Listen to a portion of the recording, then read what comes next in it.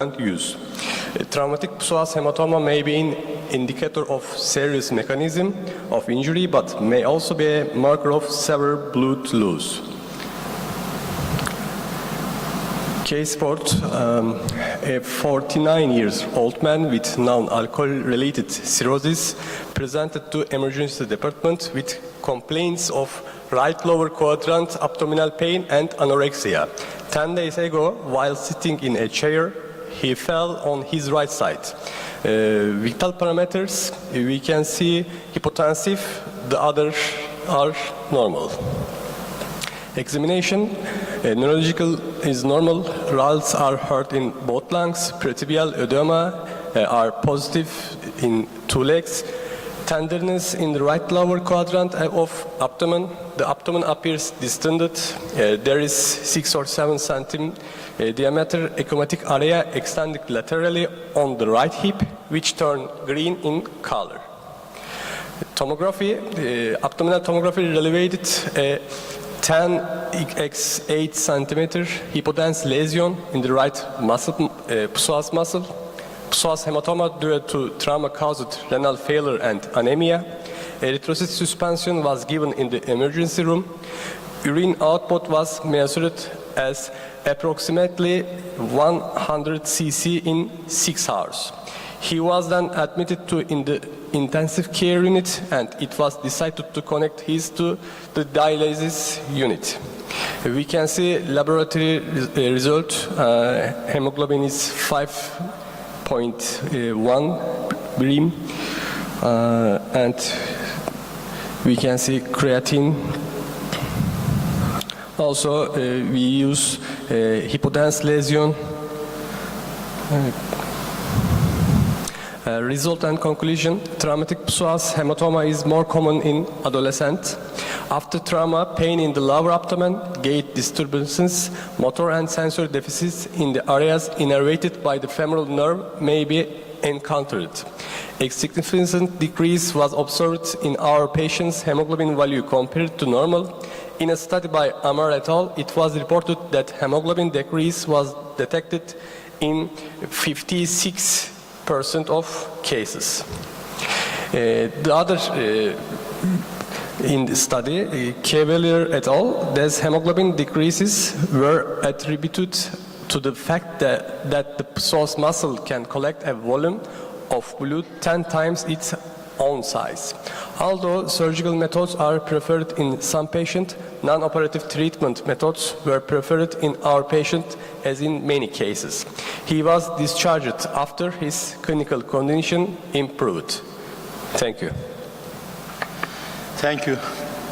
Any question, any comment? Thank you very much. Next, please.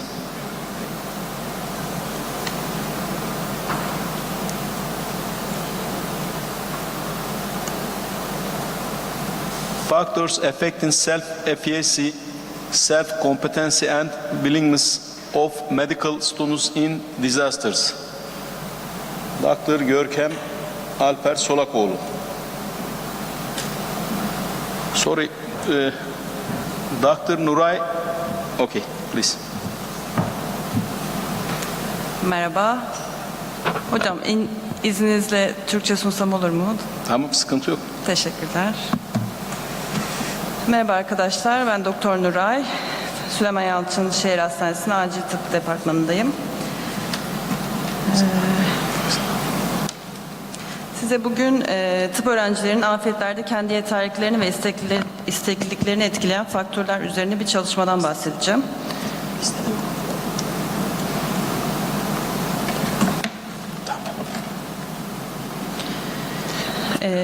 İçerik bu şekilde. Kısaca bir giriş yapıp materyal metotlardan bahsedip çözümle tamamlamayı düşünüyorum. Sağlık çalışanları afet yönetiminde çok önemli bir rol oynamaktadır ve acil durumlarda verdikleri kararlar önemli bir etkiye sahiptir.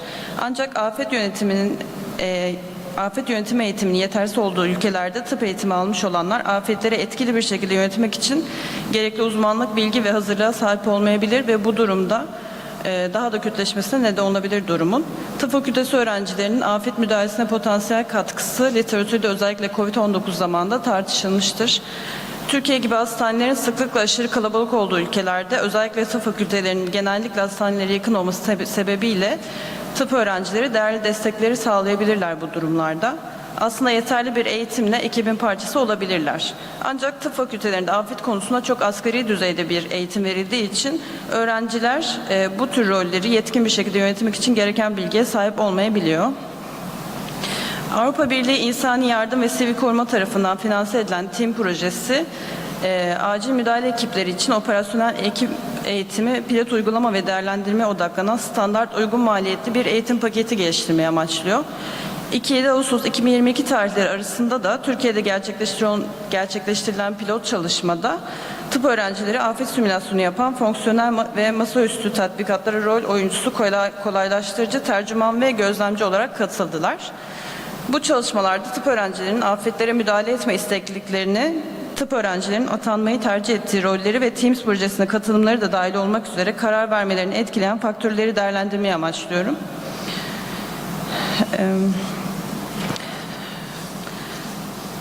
Üniversitede 5. ve 6. dönemdeki lisans öğrencilerinin afet müdahalesine ilişkin motivasyon ve tutumlarını değerlendirmek amacıyla kesitsel, niceliksel, gözlemsel ankete dayalı bir çalışma yaptık.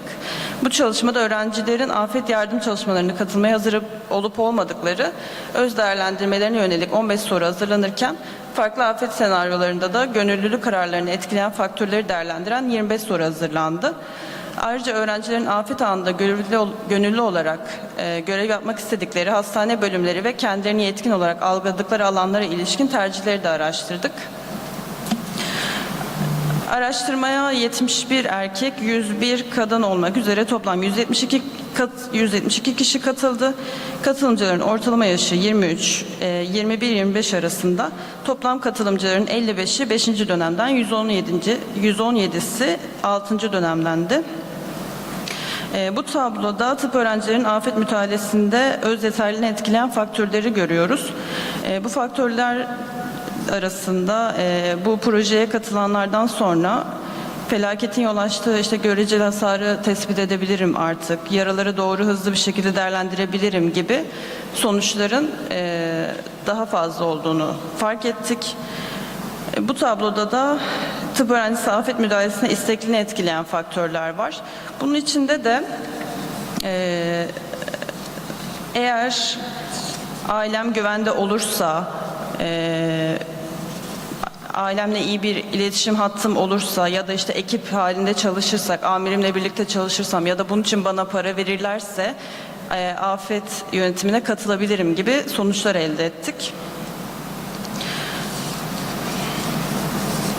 Bu tabloda da afetlerde öğrencilerin çalışma alanını tercih etmelerini etkileyen faktörler var. Sonuç olarak bu tablodan çıkaracağımız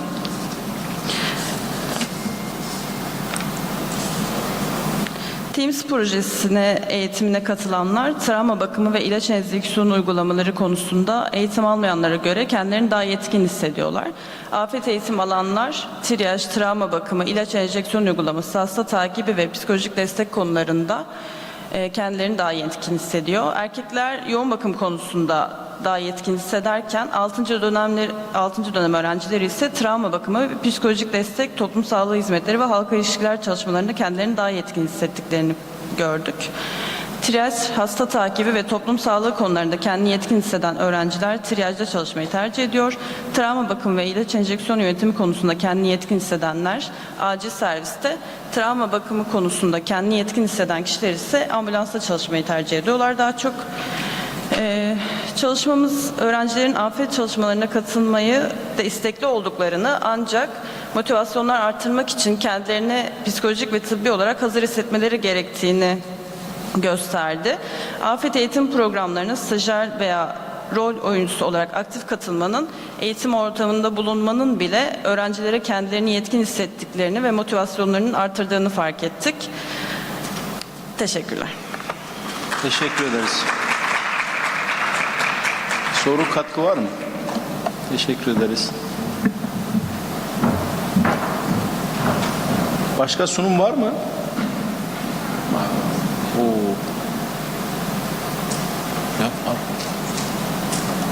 Diagnosis of diffuse pulmonary hemorrhage by ultrasonography, case report. Dr. İsmail Erkan Aydın, please.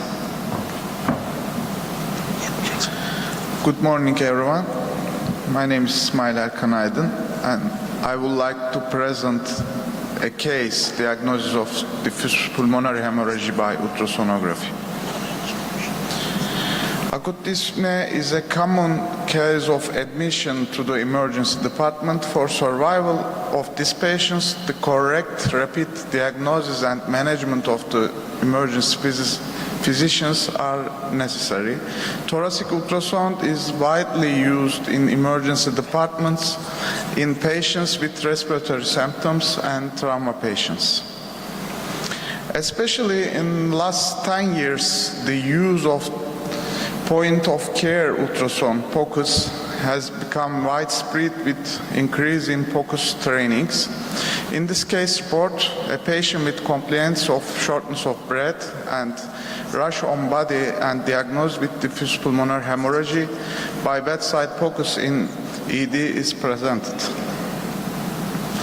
A 72-year-old male patient was admitted to emergency department with a complaint of rash all over his body and shortness of breath. The patient had petechial rashes all over the body, bleeding in the mouth and gums, dyspnea and tachypnea. Endotracheal intubation was applied to the patient with clinical findings and severe hypoxia in arterial blood gas. It was observed that there was bleeding towards the endotracheal tube. Continuous blood flow was observed when the endotracheal tube was aspirated. Positive pressure mechanical ventilation support was started. Bedside POCUS was performed by emergency physician. POCUS revealed multiple and confluent B lines, pleural line abnormality, disappearance of A lines, subpleural hypoechoic area, hepatization, shared sign, and pleural effusion, predominantly third, fourth, and fifth zones of the right lung and third and fourth zones of left lung.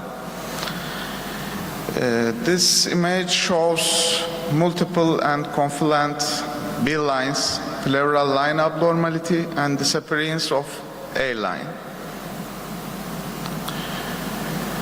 This figure shows hepatization and shared sign. And this image shows subpleural hypoechoic area. And also stratosphere signs were detected in M-mode in zones with pleural line abnormality, subpleural hypoechoic area, hepatization, and shared sign. The patient was diagnosed with diffuse pulmonary hemorrhage with POCUS and clinical findings. This image shows hepatization, shared sign, and stratosphere sign, and also M-mode. This is our POCUS exam form, right lung and also left lung. Some pathological signs in this table. In conclusion, the most immediate life-threatening complication of diffuse pulmonary hemorrhage is acute hypoxemic respiratory failure, and its mortality rate is high. Chest X-ray and CT are limited value in differentiating diffuse alveolar hemorrhage from infection or other causes of diffuse alveolar opacification in diffuse pulmonary hemorrhage. POCUS contributes to the diagnosis and correct management of the patient in the emergency department in a short time. Thank you for listening. Thank you. Thank you very much. Please, next.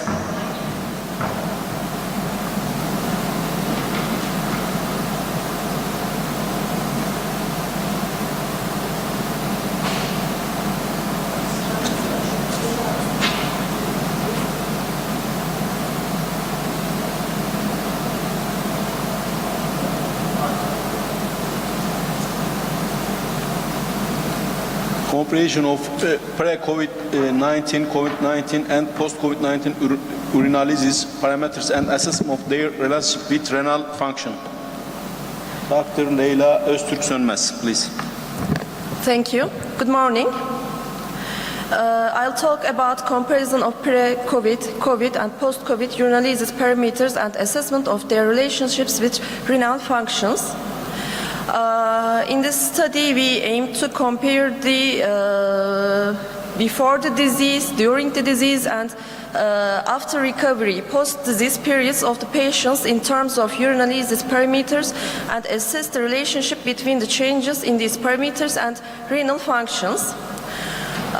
In the study, we evaluated 482 moderate and severe COVID patients who had the data of urinalysis performed in the pre-COVID period at most 3 months before the onset of the disease, during COVID disease, and 15 days after they completely recovered from the disease were included. Parameters of bilirubin, erythrocyte, leukocyte, protein, glucose, STT, and density were analyzed in urine samples and the results were recorded.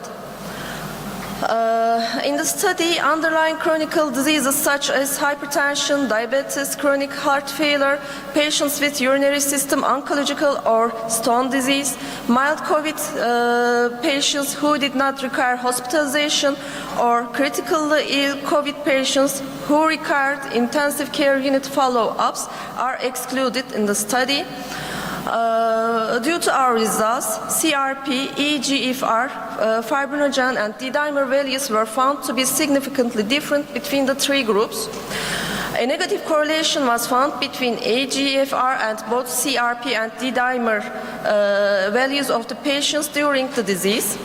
Urine pH, acidity, presence of leukocytary, presence of microscopic hematuri, and presence of proteinuria were found to be significantly different between the 3 groups. It was determined that these 4 parameters increased significantly during the disease period and decreased in the recovery period. A negative correlation between urine density and eGFR or positive correlation between urine density and CRP were detected during the disease. Here are the tables of results. The details of pre-disease, during the disease, and post-disease demographical and hematological parameters are shown. And urinalysis parameters tables are seen in the table. The figure of negative correlation between the eGFR and CRP and D-dimer values during the COVID disease, and the negative correlation figure between urine density and eGFR, and positive correlation between urine density and CRP figure during the disease.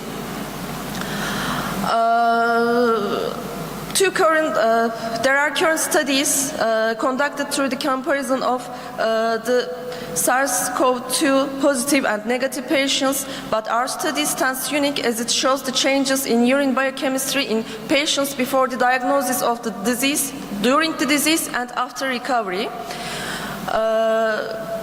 In literature, Leo reported a higher urine protein pH values and erythrocyte counts, but lower urine density in the COVID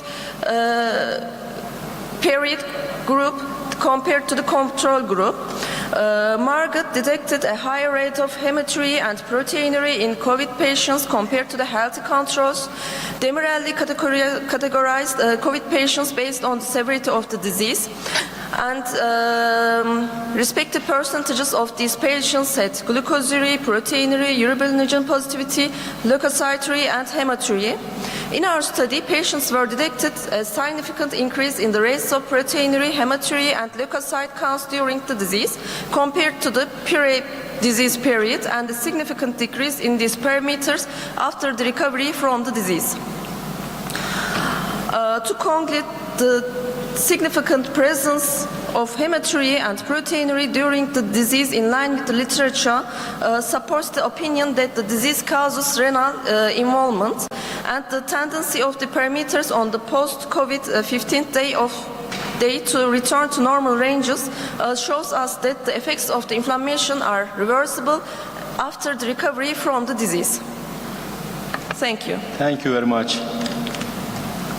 Next, the last presentation, I think.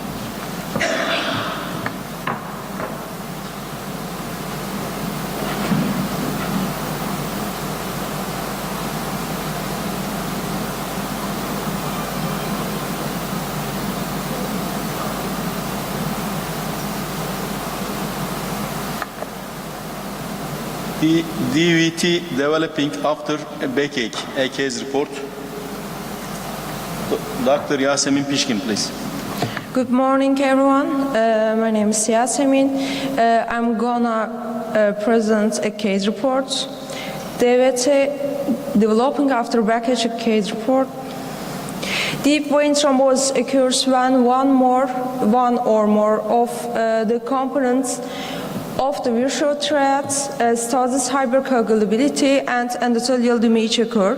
The annual incidence varies between 5 or 20% per 100 people. Thrombosis in the deep venous system of the extremities causes symptoms such as pain, diameter difference and redness in the extremities in the acute phase of the disease. The cases of venous thrombosis can be divided into two groups, hereditary and acute. Immobility is facilitating the development of deep vein thrombosis. Treatment includes anticoagulants, thrombolysis, and thrombectomy. In this article, we describe a case of our who remained immobile for 2 days after lower back pain, had swelling and redness in the leg, and was diagnosed with DVT. A 45-year-old male patient was admitted to the emergency room with a complaint of pain and swelling in his left leg. The patient has been complaining of back pain for 1 week. He has had little voluntary movement for the last 2 days. Pain and swelling in the left leg started for 2 days. He has a history of cervical disc herniation in his medical history. There is no disease in the family history that predisposes of thrombosis. There is no history of thrombosis. On physical examination, there was an increase in diameter in the left leg compared to the right leg. There was an increase in temperature, and hormones positivity was detected in the left lower extremity. Peripheral pulses are palpable. In the neurological examination, there is no motor sensory deficit. Glasgow Coma Scale 15, for limb motor power normal. There is no urinary or fecal incontinence, no drop fits, there is no pathological reflex. Abdominal examination is comfortable, no defense, no rebound detected. Laboratory tests show no abnormalities in biochemistry and hemogram. D-dimer high, CRP little bit high was detected. Doppler ultrasound was performed on the patient with the preliminary diagnosis of deep vein thrombosis. Doppler ultrasound revealed widespread thrombosis compatible with acute deep vein thrombosis, which filled the lumen of the left femoral vein, popliteal vein, and vena saphana magna, and didn't allow flow the compression. The patient was consulted to cardiovascular surgeon upon detected of deep vein thrombosis. The patient was admitted for the purpose of planning thrombectomy. Immobility can cause thrombosis and deep vein thrombosis in people, even in people who are not prone to clotting. In patients with lumbar hernia, starting a prophylactic dose, low molecular weight heparin may be considered to protect against deep vein thrombosis due to immobilization. It should be kept in mind that patients are prone to deep vein thrombosis in cases that cause immobilization, such as lumbar hernia. Patients should be advised not to remain sedentary. Thank you for listening. Thank you very much. We must close oral presentation session. Thank you all contributing.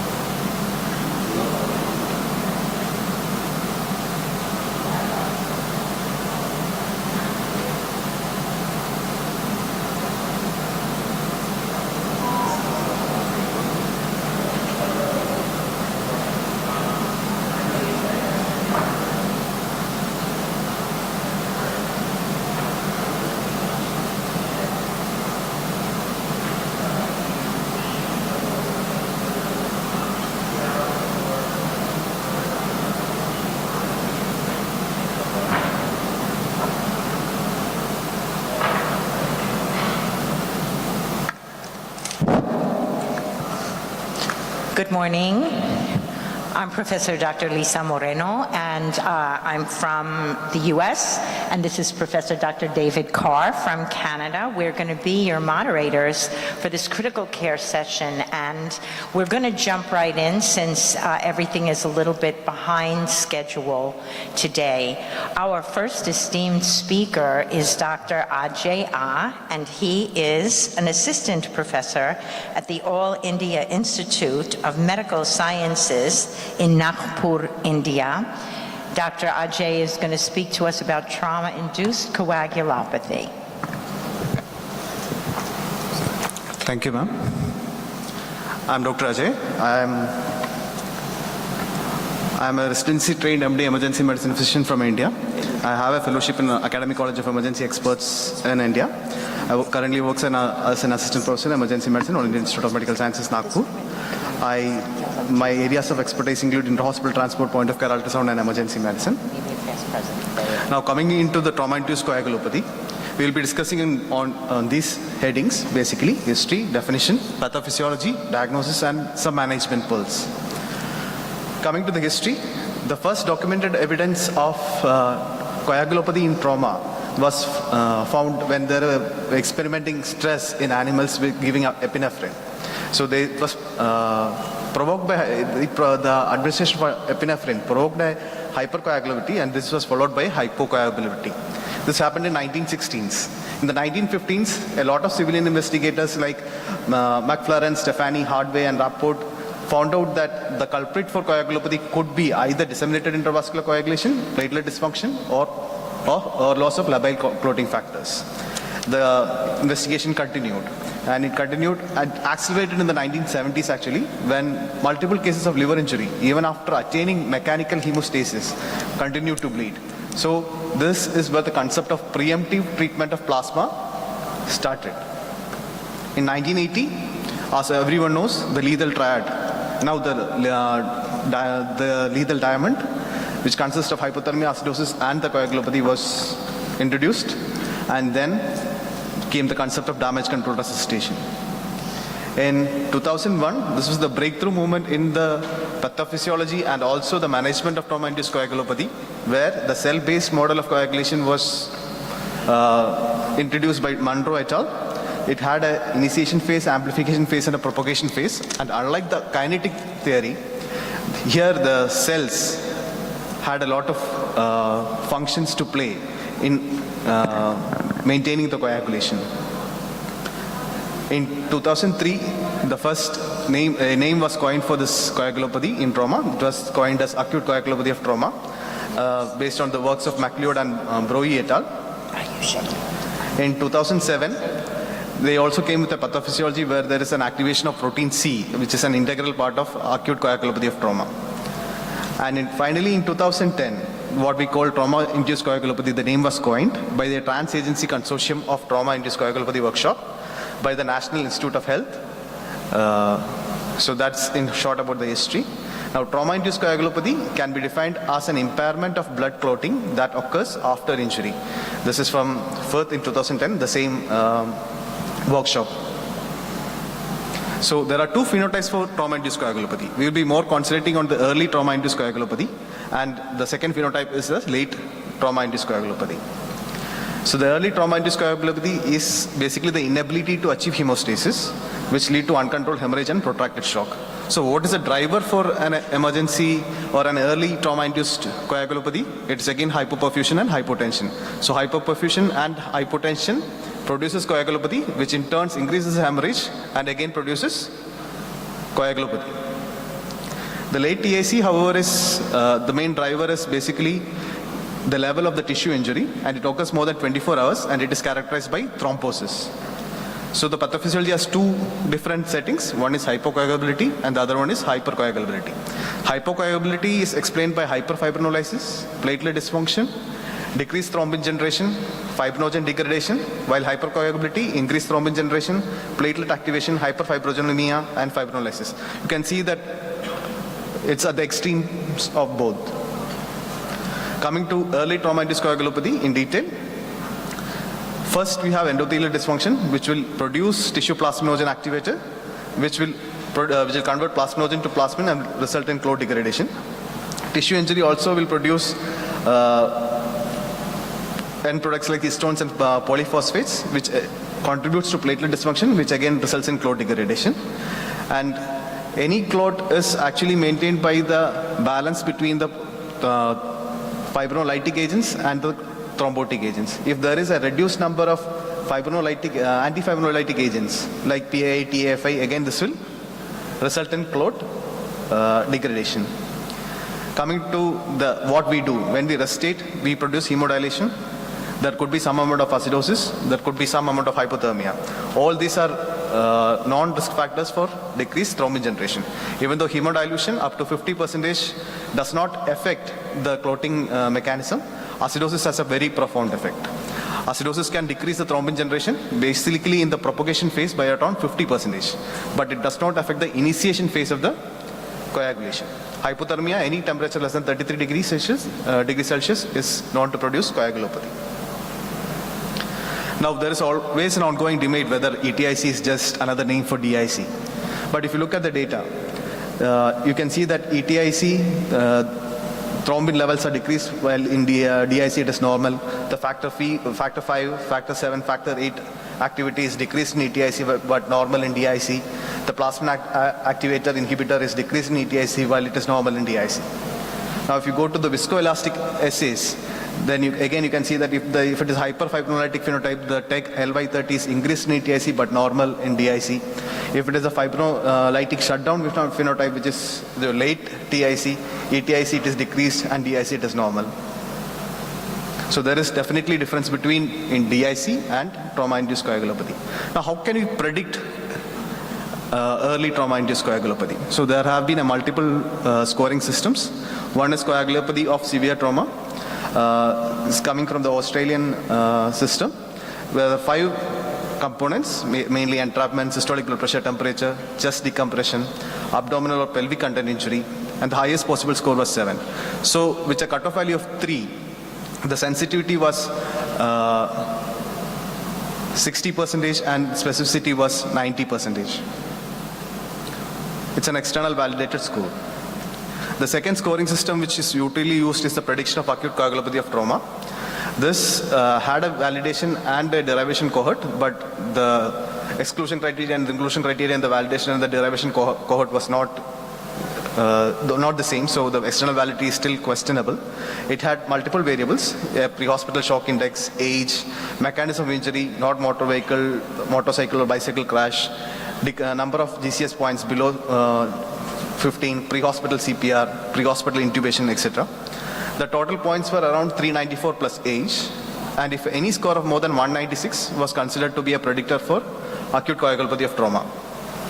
Having said that, it has a specificity of 72% and a sensitivity of 73%. Then came the age of AI, artificial intelligence. So they used the data from a study called Acil, and they defined different variables which could produce coagulopathy. So basically they did it in these sub variations. You can see that they did tissue injury, tissue hypoperfusion, acidosis, hypothermia, and hemodilution. These were the drivers which we have discussed in the pathophysiology of early trauma-induced coagulopathy, and they looked at other things which could contribute to this particular mechanism which could contribute to the trauma-induced coagulopathy. And they did a Bayesian network model, and this has a sensitivity, at a sensitivity of 90%, this has a specificity of more than 92%. So during your primary survey, if you want to look for coagulopathy, the basic testing which you're going to do are the hemoglobin value, PT-INR, your APTT values, platelet count, fibrinogen, and if you have access to a viscoelastic testing method, a ROTEM or an RTEC, platelet function test plus or minus based on the availability. The other thing which you could do was a blood gas analysis for base deficit lactate value and pH value. So what is the major difference between a conventional coagulation test with a viscoelastic test? So conventional coagulation tests usually will have PT, INR, APTT, platelet count and D-dimer, while the viscoelastic would be either TEG or ROTEM. The measurements in conventional coagulation test is basically to identify the rate of initial clot formation, absolute platelet number, and is there evidence of clot breakdown. But viscoelastic test will give you something else also. It will give you the clotting time, it will give the kinetics of the clot formation, it will also give information about the clot strength, and it also will tell you about the clot stability and breakdown. So in coagulopathy, conventional coagulation test indicates the factor of fibrinogen deficiency only. But while that in viscoelastic tests, it indicates factor deficiency, fibrinogen deficiency, indicates platelet and fibrinogen dysfunction, and indicates enhanced fibrinolysis. So this is basically TEG and ROTEM, where coagulation time and coagulation factors is set by the R or the CT time, clot kinetics by the alpha angle, CFT or kappa based on TEG or ROTEM, the clot strength basically by the maximum amplitude or the MCF, the clot stability by ML, LY30 or LI30. So when do you diagnose coagulopathy? So you diagnose coagulopathy when there is an extension of more than 3 seconds in the PT, more than 3 seconds in the thrombin time, or if it is more than 1.2 or 1.5 classically in INR, but most of the studies now quote 1.3.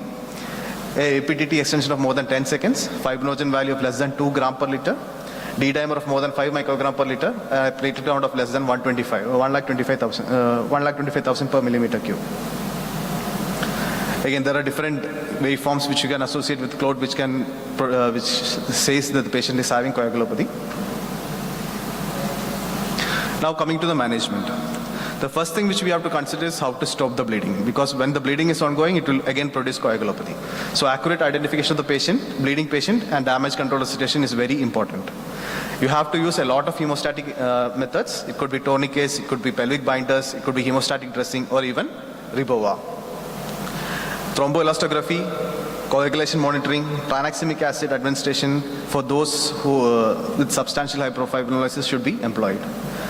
There should be a decreased time to the operating table or intervention radiology to curb the bleeding. There should be a goal-directed resuscitation with blood products. Now, what are the goals? We will come to that. Before that, we'll just look at the evidence basis for different treatment mechanisms. One is tranexamic acid. So first study which told us that tranexamic acid can be useful is the CRASH-2 trial. It was a multi-center international RCT. But if you look at it, most of the patients in the CRASH-2 trial did not require large amount of transfusion. But there was a subset of population in which tranexamic acid was very useful. That was the patient with shock. Again, it did not show any large complications in this data. It was a very huge data, but amount of complications in this study was very low. Then came the MATTER study, which was done in the military setting. It was a single center observational study. They also told that tranexamic acid is going to help in those patients who require massive blood transfusion. But they came with a rider. The rider was that thromboembolic disease was increased by 9 to 10 times to those patients who would not get tranexamic acid. This was followed by MATTERS-2 trial in 2013, where they tried to give cryoprecipitate along with tranexamic acid and found that those two given together has a better chance of controlling the bleeding. And the last and the final trial which came was pre-hospital use of tranexamic acid in the form of patch trial. It was a negative trial, saying that tranexamic acid did not influence the morbidity of the patient at 6 months. Now, evidence of using massive transfusion ratios. The first idea of massive transfusion ratio comes from the first prospective cohort study called the PROMET study in 2013, where they said that those patients who are receiving high ratio of RBCs to platelets and plasma had a high early death. Within 6 hours, the death was higher in that group. So they proposed a 1:1:1 or a low plasma FFP platelet ratio. This was further emphasized in the proper trial in 2015, which was a multi-center RCT, which compared 1:1:1 to 1:1:2 ratio and found that there is no actual difference, but 1:1:1 is again preferred now. Cryoprecipitate also came into the picture. They wanted to give early cryoprecipitate in the cryostate trial and found out that there is no basic difference. In cryostatic trial 2, again they brought in cryoprecipitate to give 2 pints of cryoprecipitate early in the hemostatic resuscitation, but then it was also found to be not effective. Now coming to viscoelastic theory. Viscoelastic methods used management. The Cochrane review in 2015 told us that the diagnostic test accuracy was based on the diagnostic test accuracy for the TEG and ROTEM. It is found that there is no evidence to use TEG and very minimal evidence to use ROTEM in TIC. This was followed by a goal-directed hemostatic resuscitation in trauma-induced coagulopathy by Monroe et al. It was a pragmatic RCT, which found things entirely different.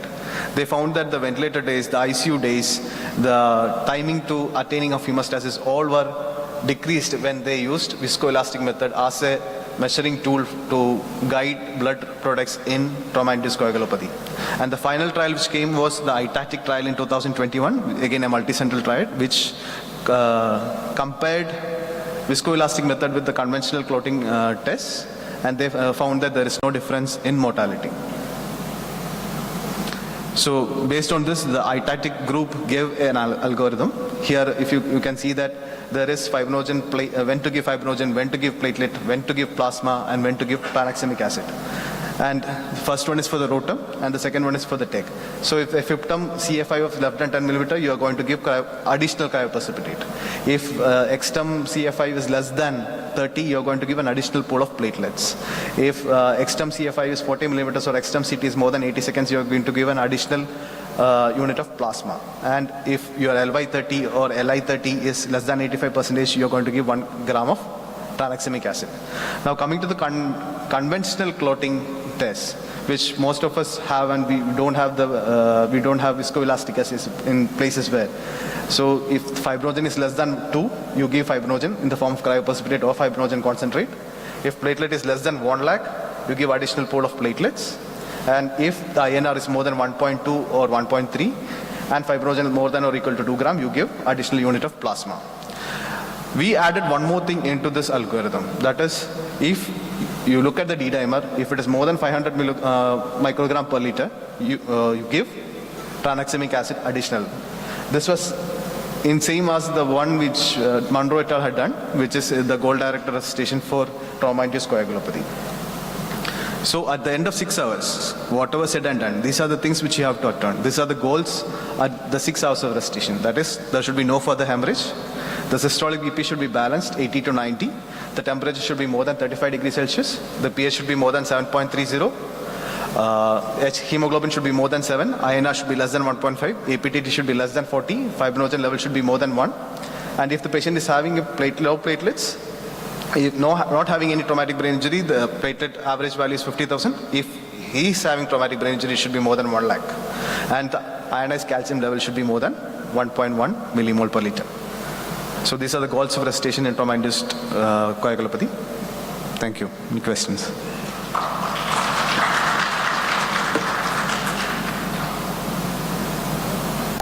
I think we're going to save questions till the end of this. I think we're going to save questions until the end of all the sessions. So thank you, Ajay, for that excellent presentation. Thank you, sir.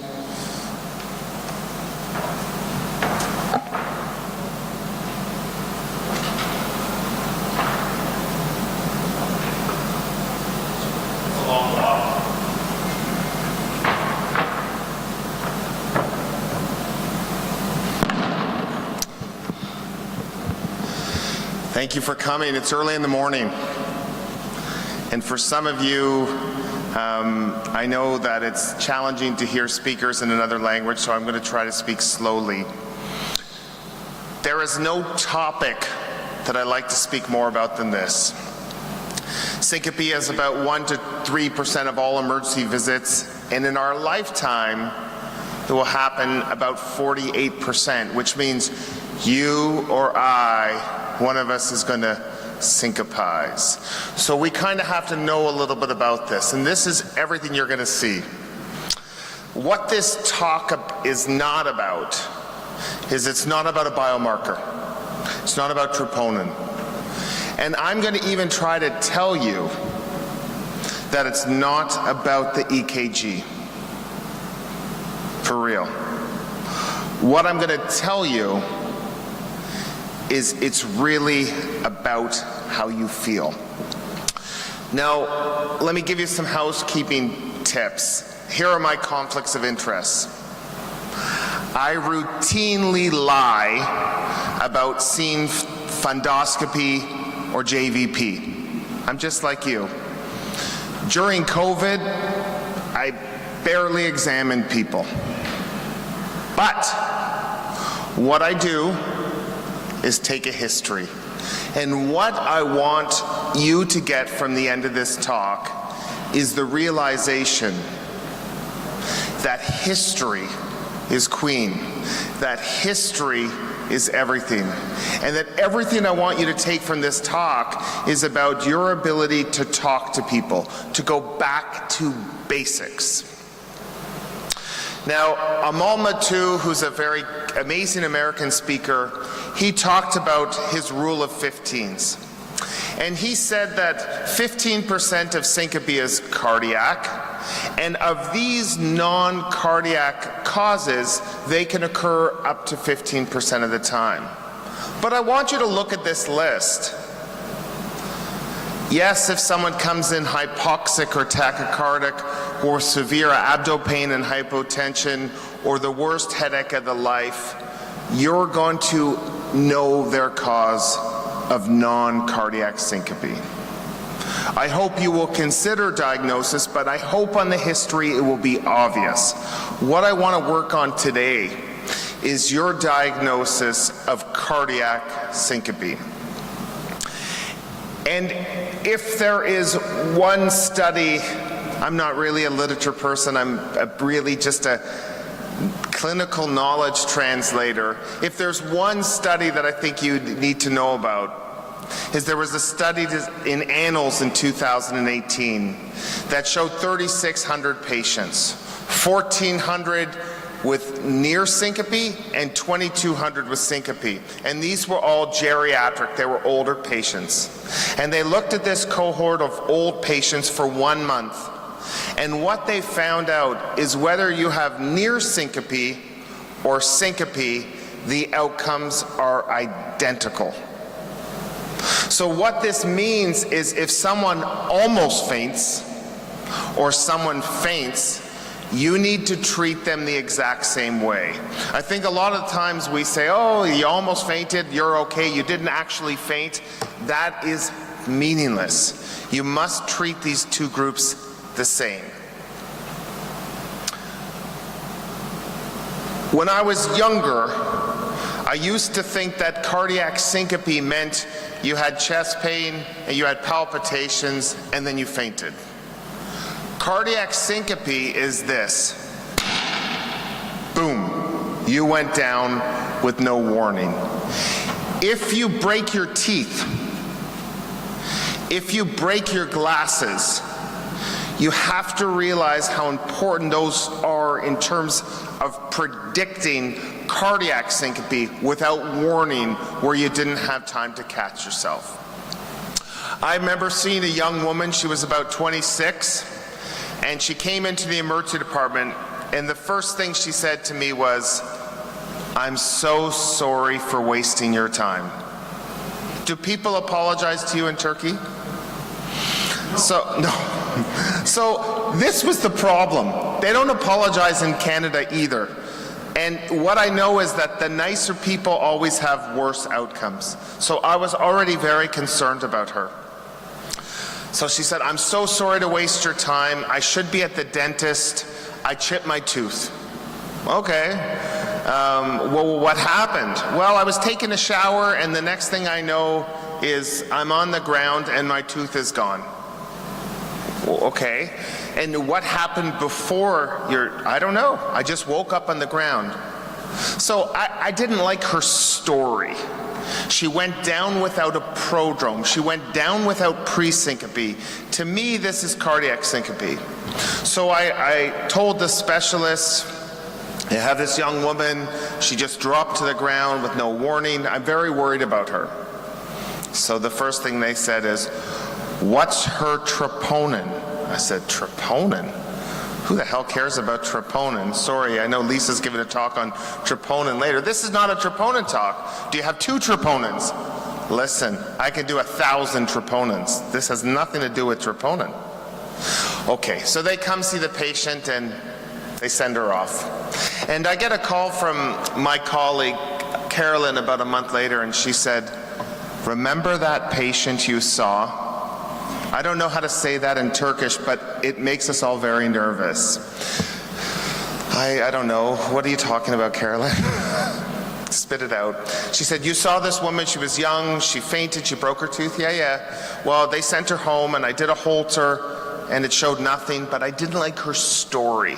So I did an implantable loop recorder and she had an episode of torsades. She had long QT and torsades. And the best part about it, David, is that she has an identical twin, and now they both have defibrillators. This is all taking a history. If someone doesn't have pre-syncope, if someone doesn't have a prodrome, you must think about cardiac syncope. Any history buffs in the room? Anyone know who this is? Good. You're not supposed to. So this is Pheidippides. Ring a bell? So Pheidippides is the fastest runner in Greece 2,500 years ago. And he's stationed in a city called Marathon. And the Greeks are being invaded by the Persians, and he goes to tell the people in Athens about the position of the Persians as they're coming to attack. And he runs 26.2 miles, just over 40 kilometers, to Athens. He arrives, he warns them of this attack, and then he's dead. And he's the first incident reported of sudden cardiac death in sports. If you die while you're exerting yourself, you have to be worried. And you will see people, whether you're Christian Eriksen on the soccer pitch, you will see people just drop. Cardiac syncope and exertional syncope need to be treated with respect. This guy has a marathon named after him. Often patients will have a hard time deciphering, or bystanders, was it a seizure or was it a syncope? 90% of people with syncope will have a few myoclonic jerks. When you drop the perfusion blood flow to your brain, you will have a few jerks. Now, people will look for the following. Yes, if you have epilepsy, you probably had a seizure. Being post-ictal, very helpful. People will always look for tongue biting. What is important to know is if you fell down, you will bite the front of your tongue. But if you have a seizure, you bite the sides of your tongue. Lateral tongue biting is much more specific for a seizure than central, 96%. So look for lateral tongue biting. Things like incontinence or prodrome aren't that helpful. What I like to use is the 10-20 rule. Has anyone heard of the 10-20 rule? This is a very helpful rule. If you have less than 10 jerks, it's syncope. If you have greater than 20, it's a seizure. This is very helpful when you speak to the people who witness this, the scared family members, to say, was it just like a few of these, or was it 20? That is an important rule, the 10-20 rule, to distinguish between syncope and seizure. I often will ask about family history of sudden cardiac death.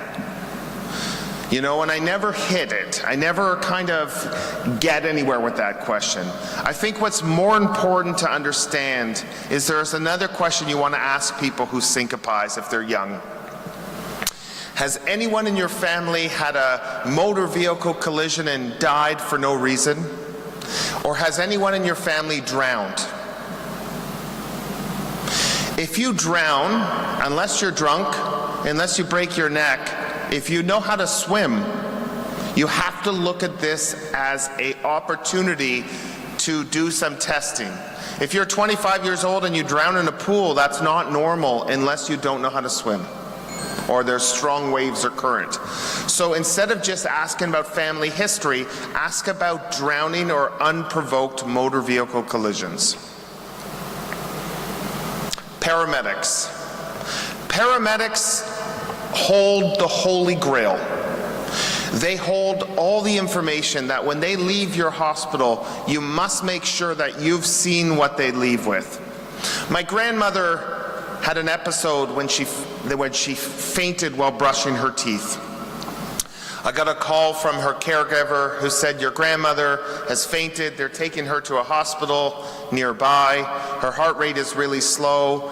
And I get to the hospital and she looks great. I see someone who is one of my residents looking after her. He says, your grandmother looks great. Her blood work's normal. Her troponin is normal. Like I care about troponin. Her ECG is normal. She looks great. She's ready to go home. I said, can I see her rhythm strip? What? You know, the paramedics must have a strip, and I heard my grandmother's heart rate was slow. Do you have that rhythm strip? No. Where are the paramedics? Oh, they're just over there. So when you looked at her strip, she was in complete heart block. She got a pacemaker, and we had her for 10 more years. You can't let EMS leave if they have something on the strip. You know, right before I was giving this talk, I don't know if it's the same for you, but whenever I'm giving a talk, always something cool comes my way. I saw this 80-year-old woman about a few months ago, and The paramedics brought her in, crushing chest pain, high-risk ECG features. They tell me the story. Yeah, we brought her in, she was having significant chest pain, and then we lost her for a little bit, and now she's here. Wait, you lost her for a little bit? What do you mean by that? Oh, well, we don't know. We couldn't really get her pulse, but she's back now. Do you have a strip? No. Was she on the monitor? Yeah. Can we look at the monitor? Huh. She had a run of VTAC. That's a little bit different. We just lost her. So that chest pain with we just lost her now went to the cath lab. It's all about the history, and it's all about getting that strip. If you have a pacemaker, you have it because your heart sucks. You have to realize that you can't blow off people with pacemakers and say, yeah, it's just vasovagal syncope. I know it's a pain in the ass, but if someone has a pacemaker and they syncopize, you need to have that pacemaker interrogated. That's not something that's easy to do at all hours of the night, but you have to assume that people with pacemakers have cardiac syncope and have something wrong with their device. Are there some young doctors in the room? This is a stethoscope. It's like an ultrasound for your ears. It's embarrassing that during COVID, people stopped examining people in Canada. If someone has syncope, you better put that stethoscope on their chest and listen for the murmur of aortic stenosis. Picking that up saves lives. This is the physical exam. Listen to people's hearts. There's not really a role for lab work. Syncope is not like a troponin thing. Yes, if a woman comes to me and says, I've been bleeding for a month and now I syncopized, of course a CBC is relevant. But you're not going to make brilliant diagnoses with labs. You're going to make brilliant diagnosis with your ability to take a history. And I also think it's important to realize that in the setting of you think someone has cardiac syncope, you really have to say, would you want this person driving your kids to school? And do you think this person is safe to be driving? In Canada, if I feel that someone has a seizure or cardiac syncope, we would report them and they would be not able to drive until they've been cleared. That is a safety issue. Okay. I have to talk a little bit about ECGs, but if you were the marketing manager of McDonald's and you were telling people to have Big Mac and fries, you would think that you wouldn't have a rhythm strip that shows some wonky P waves and then a run of non-sustained VTAC. But hey, that's okay. This is WASM, so we're not going to talk about blocks. But if someone comes in with a heart rate of 30, unless they're super fit, you could assume that's the cause of their syncope. Let's go through a handful of cases of ECGs that I think you need to know about. These were two of my idols growing up, Reggie Lewis and Hank Gathers. Both of them died on the basketball courts, and both of them had issues beforehand. Hank Gathers had a slam dunk and fainted at a basketball game a week before his death. During his death, which was on national TV, he went up and he dunked, he came back on defense, and then you just see Gathers drop without any warning. There was no prodrome. Gathers proceeds to go on to have about 3 or 4 myoclonic jerks, and then he dies. If you saw Gathers in your emergency department a week prior when he fainted, you would have seen this. You would have seen an ECG, and the first thing you would have said to this 18-year-old or 21-year-old gentleman is, looks like an old inferior lateral MI. He's got some Q waves in 2, 3, AVF, in V5 and V6, and his voltages are up. He probably has LVH. What you have to realize about LVH is LVH doesn't happen overnight. Left ventricular hypertrophy is because of a process such as hypertension or aortic stenosis. If you have someone who has LVH who's not hypertensive, you have to think about why. And in this setting, this is classic for hypertrophic cardiomyopathy. When you see hypertrophic cardiomyopathy, you will see LVH without hypertension, and you will see Q waves, which are not pathological, because pathological Q waves are wide. These are dagger-like Q waves in the inferior lateral leads. This is the #1 cause of sudden cardiac death in sports, and the most inheritable cause of sudden cardiac death, with 1 in 500 worldwide. Don't miss this opportunity. A couple came to see me. They were paddling in our waterfront. Our waterfront doesn't look like yours, and it certainly doesn't look like this. And in the distance, they saw ice cream. So they biked really fast, really fast. The woman in the front, she got off to get ice cream, and then she drops. You don't even need to see her ECG. She has exertional syncope. In your mind, you're done. She's got a problem. She has cardiac syncope. But what she hands you is a great ECG. Now, we always tell our trainees, don't read the stuff up front. In Canada, the EKG comes with an interpretation. Does it come with an interpretation in Turkey?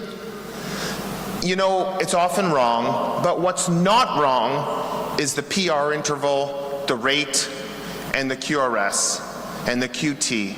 So when you look at syncope patients, check the box. And when you check the box, the first thing you say is, crap, her PR is short. And then you go and you hunt for delta waves. And this is a very classic EKG for WPW. If you look at lead, it's best in lead AVL, you could see that delta wave is that blocking, that obtuse upstroke to get from the isoelectric baseline to the top of the R wave. It's sloped upwards. But even without the ECG, you know her story's bad because she had exertional syncope without a prodrome. You're done. I saw this gentleman, he was 34, kind of went to his family doctor. He was feeling dizzy with some palpitations. He got an EKG. He came to me with a fever, and he wasn't feeling well, and an ECG was done. And the top of our ECG said two things. It said, this person is having an acute MI, and it also had my name. So I knew I couldn't fuck up, okay? And I looked at this ECG, and he's a young man, and I said, he's not having a STEMI, he's not even having chest pain. But I looked at his ECG.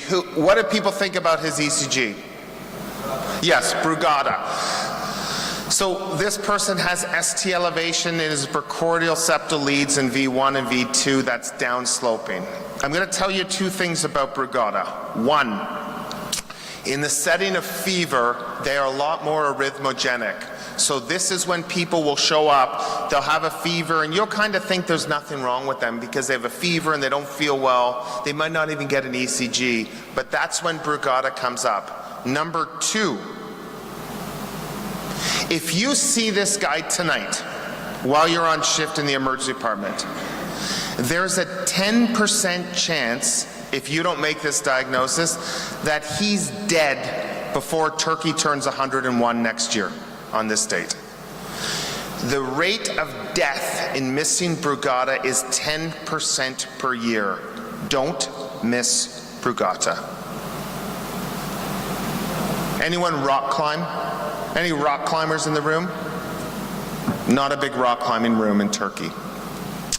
This young woman is rock climbing with her partner. She gets up to the top of it's an indoor rock climbing, gets up to the top of the gym, and then you don't even need to see her ECG. Exertional syncope without warning. But she hands you a gift. It's a gift that you will see once in your career. When I saw this, I was so happy for like a year. I looked at this ECG, and the first thing I said is, there's T-wave inversion in V1, V2, V3. I don't think it's a Wellens. She's not having chest pain. She's not having syncope. Does anyone want to hazard what this is? So I looked further, and when you look at her, you can see when you go back. In WPW, it's really hard to get to the top of the mountain from the baseline. She has something called ARVC, arrhythmogenic right ventricular cardiomyopathy, used to be called ARVD. She goes to the top, no problem. She goes down, no problem. But from the nadir of the S wave to the isoelectric baseline, it's blunted. It's kind of like a reverse delta. And in that area, there's a little blip called an epsilon wave. You can kind of see it in V2 here, where up, down, but then it's really hard to get to the baseline. This is ARVC. Again, her story was everything. One more ECG, and then I'm done. Do you guys see old people in the emergency department in Turkey? This woman has come to our emergency department 5 times.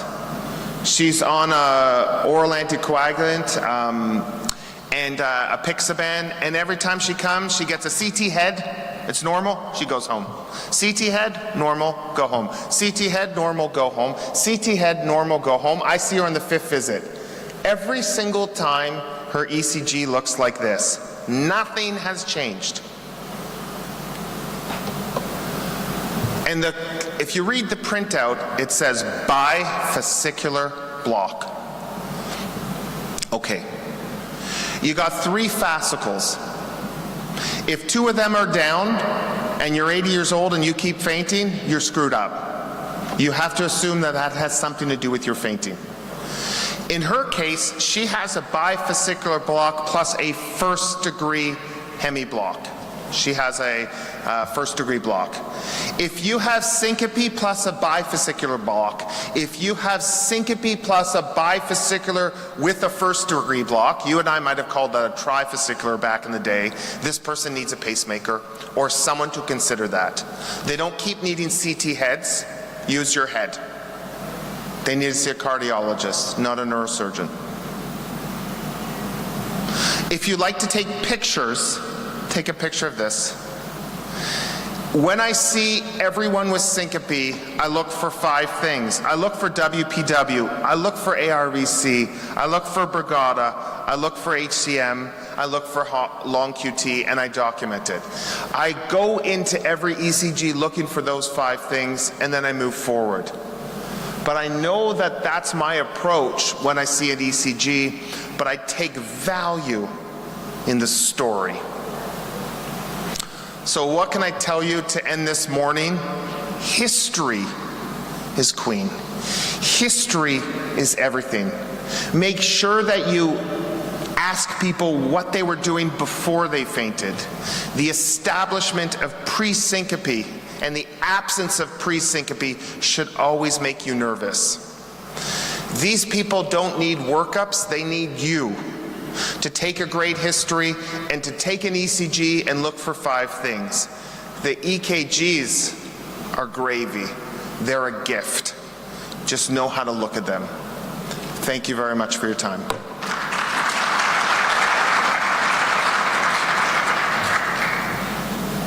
We'll take questions at the end. As Dr. Carr said, we're going to hold the questions till the end because we're a little bit behind schedule. Our next speaker is going to be Dr. Lukas Sarspak. If I pronounced your name incorrectly, I apologize. I did good? Okay. All right. Professor Dr. Sarspak is going to speak to us about manual CPR versus automatic or automated chest compression device. Something very common to everybody's emergency department is this question. Thank you so much, Dr. Sarspak. Thank you for introduction. it was nearly correct, Sharpak.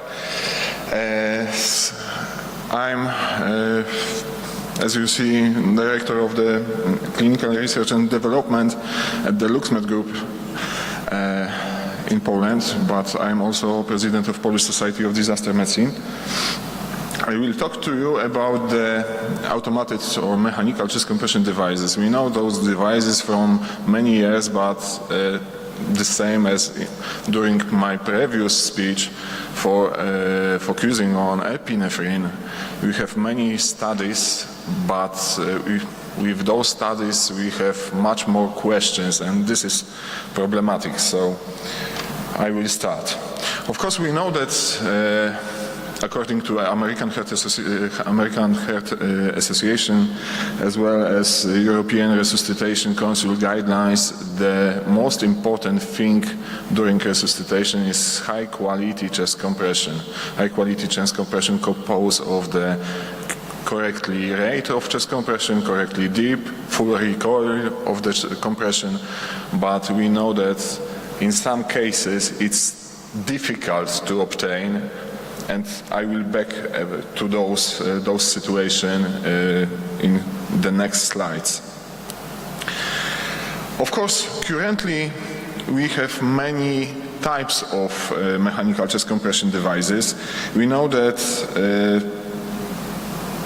we use it in pre-hospital as well in hospital cardiac arrest situation, but the use of mechanical chest compression increased during the COVID-19 pandemic, mostly, for example, in Poland, from my experience, because the pandemic showed us that we have increasing number of the cardiac arrest situation, and different studies show us that, for example, when we know the outcomes of mortality of those patients, 85% of patients died compared to the only 62 in the pre-pandemic setting. So we know that this is most important thing.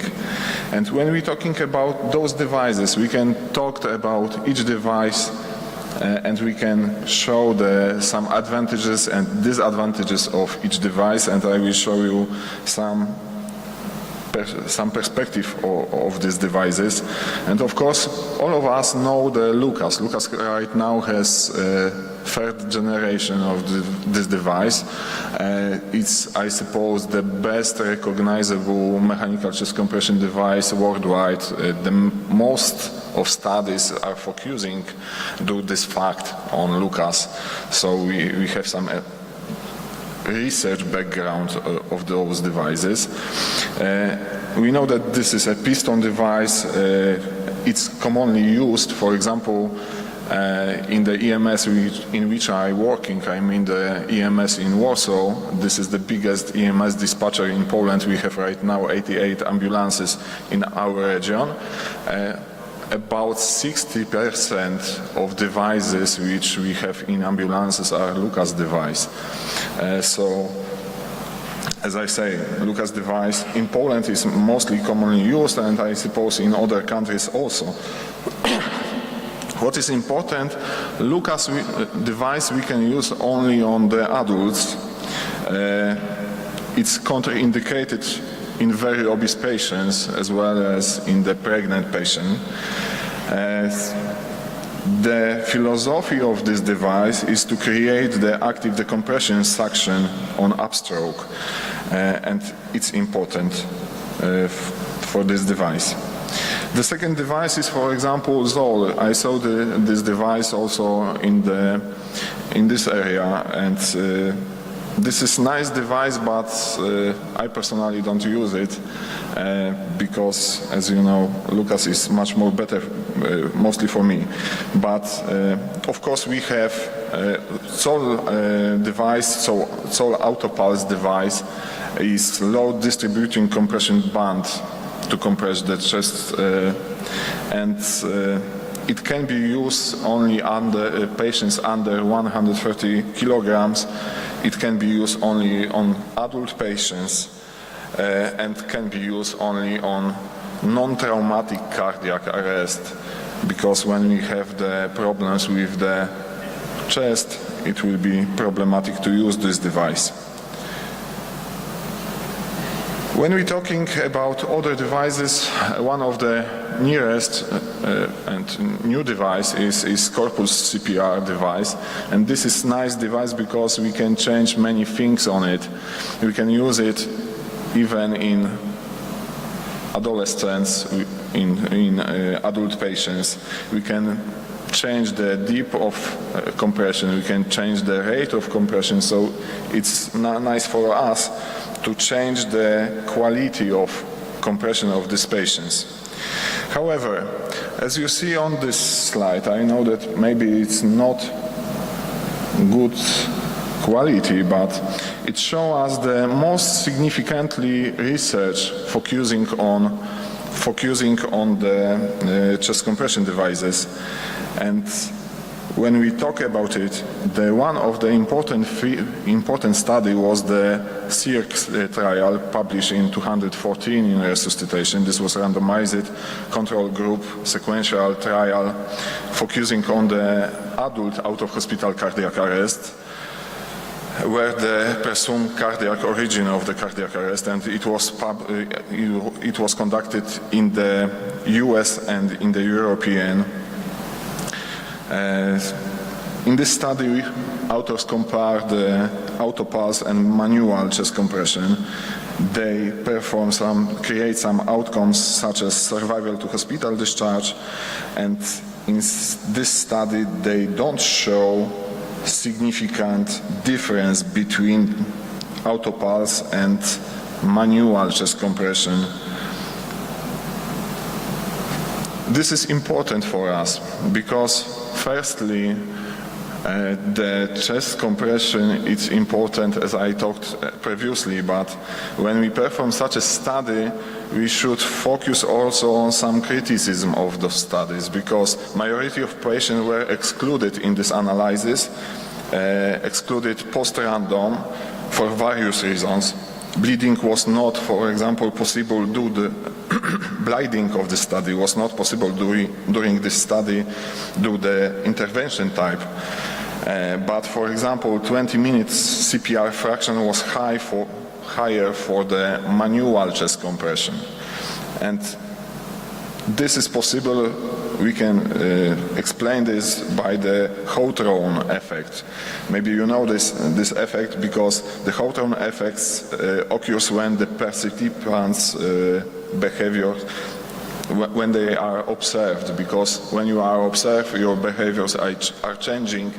When someone observes you during resuscitation, you perform this resuscitation much more better, you perform higher quality chest compression. So when we compare on the one side the manual chest compression, on the other side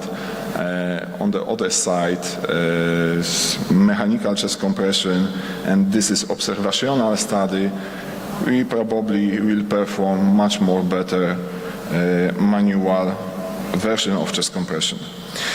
Moreover, this study was not powered for a long-term period outcome, because such as, for example, 6 months survival rate or 6 months survival rate with the good neurological outcome. We only, in this study, they only saw the short periods. However, in this short period, the difference between those techniques of chest compression, as I say, was not statistically significant. The second study is the LINK trial, published in the same year, I'm in the 2014, this time in JAMA. This was also a randomized trial, this time involving 4 Swedish, 1 British and 1 Dutch ambulance service. In this study they involve only out-of-hospital cardiac arrest. However, the previous study was focused on autopulse. This study was focused on Lucas, and I suppose it was huge group because to the arm in which the patients were treated with the Lucas, they involved 103,000 patients. Near the same number was was put it to the manual chest compression group. The problematic of this study is fact that they, as a primary outcome, focus on 4-hour survival rate, and this is not oriented of the patient outcome. However, the differences between those groups were similar because it was 23.6 for Lucas and 23.7 for manual chest compression. So the risk difference was over than 0.99. So it was really similar. Besides, no difference in the secondary outcomes. I mean, the good neurological recovery was also found between those groups. As I say, the primary outcome was 4-hour survival rate, and it was not patient-oriented outcome. Moreover, among patients with surviving at 6 months, 99% in the mechanical chest compression group, I mean in the Lucas group, and 94 in the manual chest compression group had the scores of CPC at the level 1 or 2. However, the 4-hour survival rate was not difference between those groups. The next study on which I want to talk about is paramedic trial, paramedic 1, the first one study, because as you know we have two studies, paramedic 1 and paramedic 2, and this study was conducted in UK in NHS ambulance service. Also focus on the out-of-hospital cardiac arrest. This time evaluate the chest compression techniques in 2 groups, in Lucas and manual chest compression. The randomized was 1:2. So in the Lucas group they involve 1,652 patients, and in manual 2,819 patients. And this was randomized according to the first trial vehicle to arrive on the scene. However, when we're talking about, one more time, about the outcomes, the primary outcome in this study, which was the survival to 1 month, was 6% in the Lucas 2 and 7 in the manual chest compression.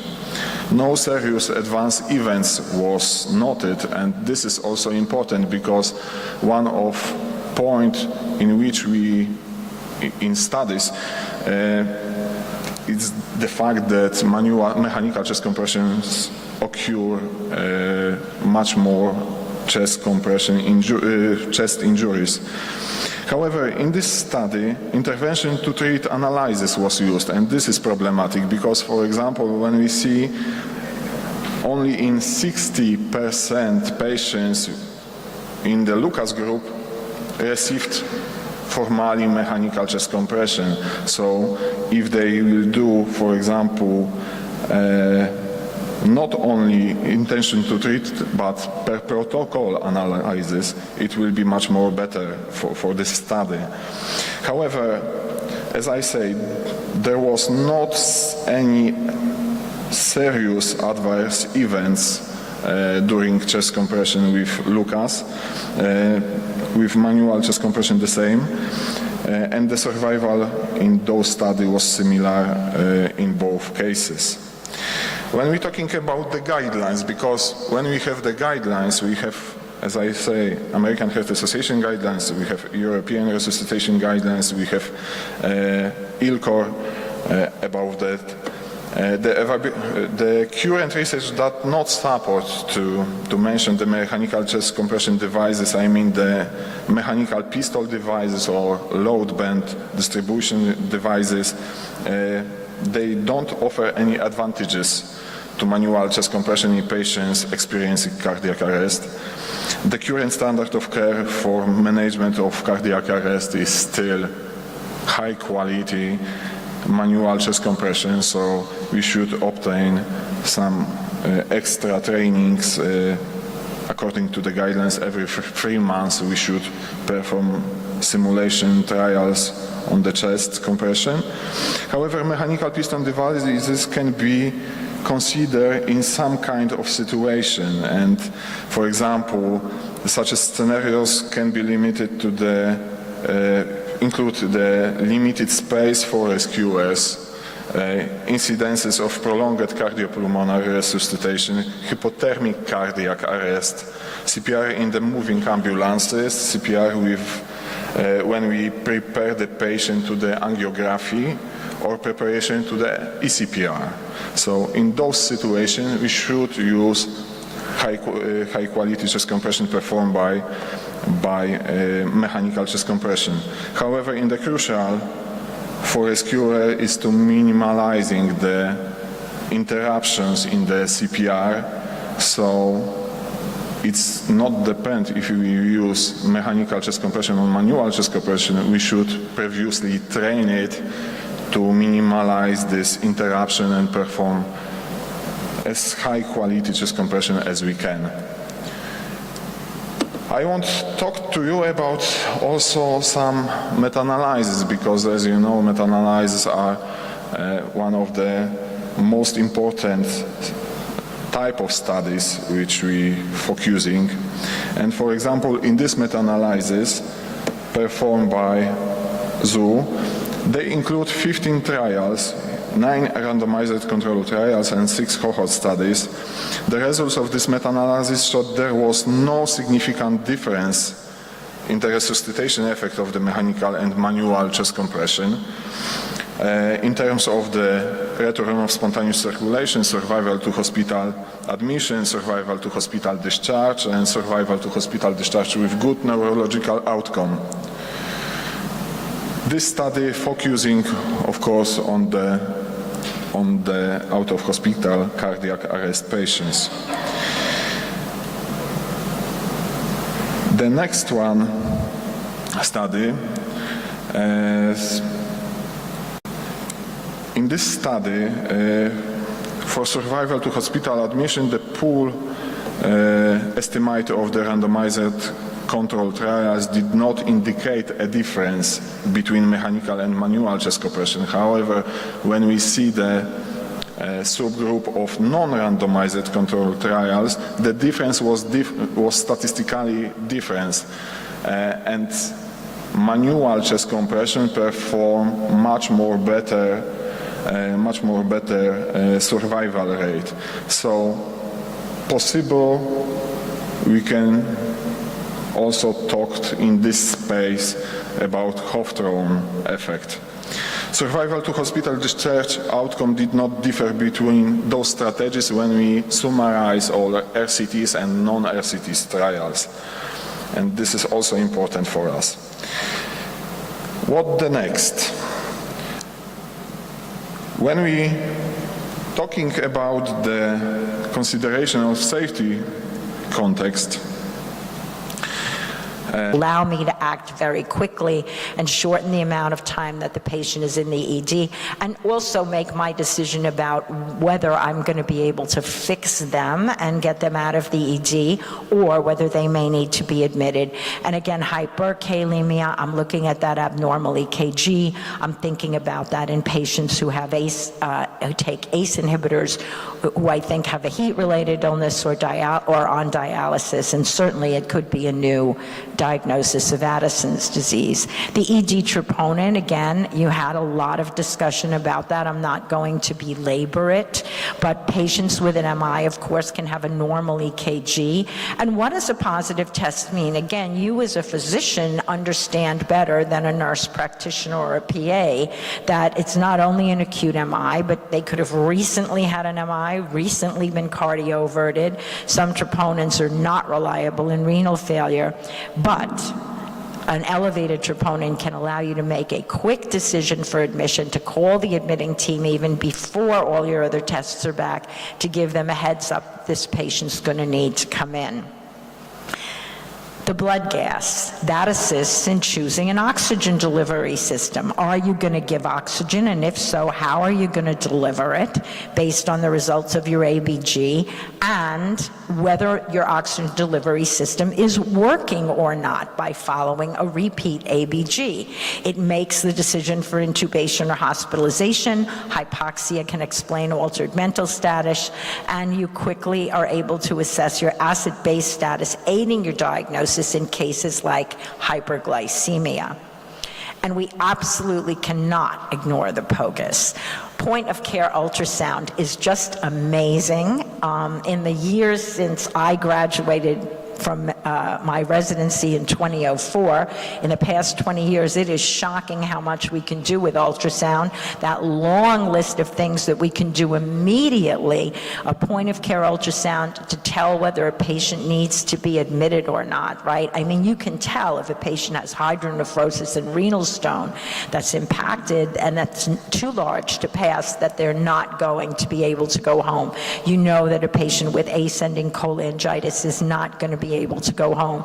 You know that the patient on DVT needs anticoagulation. So we can make so many diagnoses. Who needs to go to the OR? Who needs to be admitted? Who can be treated and go home just by using point-of-care ultrasound? There are other tests that I haven't discussed. The most common that are used are the fecal occult blood, COVID-19, influenza, which I referred to in my patient, my 16-year-old, the rapid strep. We can do rapid HIVs in the emergency department and rapid CVCs. There are new things on the horizon, and most of them do have to do with viruses. So keep your eyes open and think about the point-of-care tests that may be coming to the emergency department near you. Most of them will be for other SARS and COVID-type viral assays using a lot of different recently discovered methods such as isothermal amplification or the CRISPR-Cas9 genome amplification. So this stands for clustered regularly interspaced short palindromic repeats. And as a female physician, I am proud to say that Drs. Jennifer Duda and Dr. Emmanuel Charpentier won the Nobel Prize, I believe it was 2020 or 2021, for the development of CRISPR. And using CRISPR technology, our colleagues in the lab, our PhD colleagues, are actually able to snip a lot of the fragments out of DNA to modify them so that a very quick PCR can be developed. A PCR can literally be developed within 24 hours to test a new variant of SARS-CoV-2 or many other genomic variants and mutations that occur in commonly seen viruses. CRISPR also has some gene amplification implications that can be used for genetic testing and genetic modification. But for us in the emergency department, what CRISPR-Cas9 does for us is it allows rapid PCR assays to be developed in it as quickly as 24 hours to test for new variants like your Delta COVID and other variants. So keep an eye out for that. You're going to be seeing a lot of that. It's exciting and amazing that this is happening in our lifetime. So your take-home points. Many of the problems that are plaguing emergency departments today result from improper patient management. The clinical assessment of a skilled emergency physician will lead to the appropriate ordering of point-of-care tests, and sometimes a few point-of-care tests can actually combine results to make your diagnosis. The point-of-care results will guide the cost-effective ordering of further and appropriate tests, guide us through the diagnostic decision tree, and ultimately lead to an appropriate and timely disposition for your patient.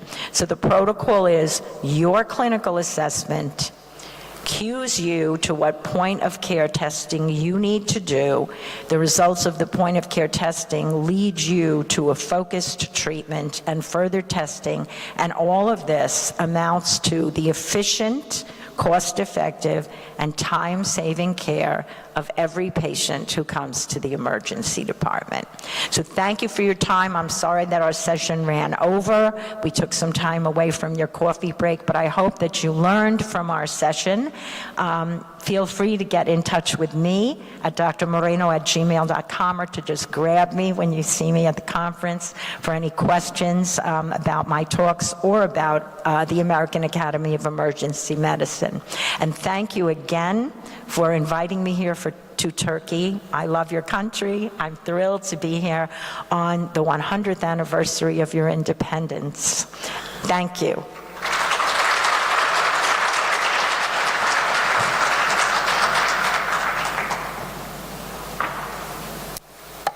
I know we've gone a little over. I think what might make sense is if you have questions to come up and maybe ask the speakers, because I know there's a break that is almost on the way out. So maybe get your coffee and get ready for a great afternoon, and I'm sure Ajay or Lucas or Lisa or I would be happy to take your questions up at the podium. Thank you so much.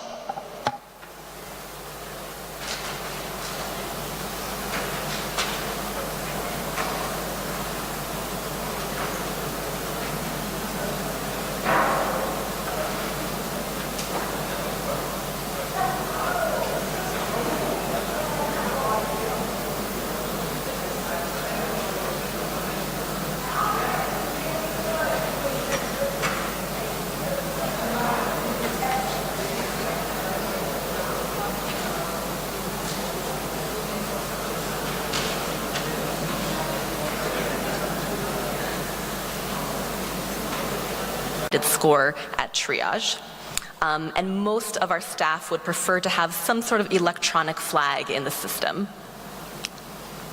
Most staff would prefer that triage be the site that we identify when a patient's going to become agitated.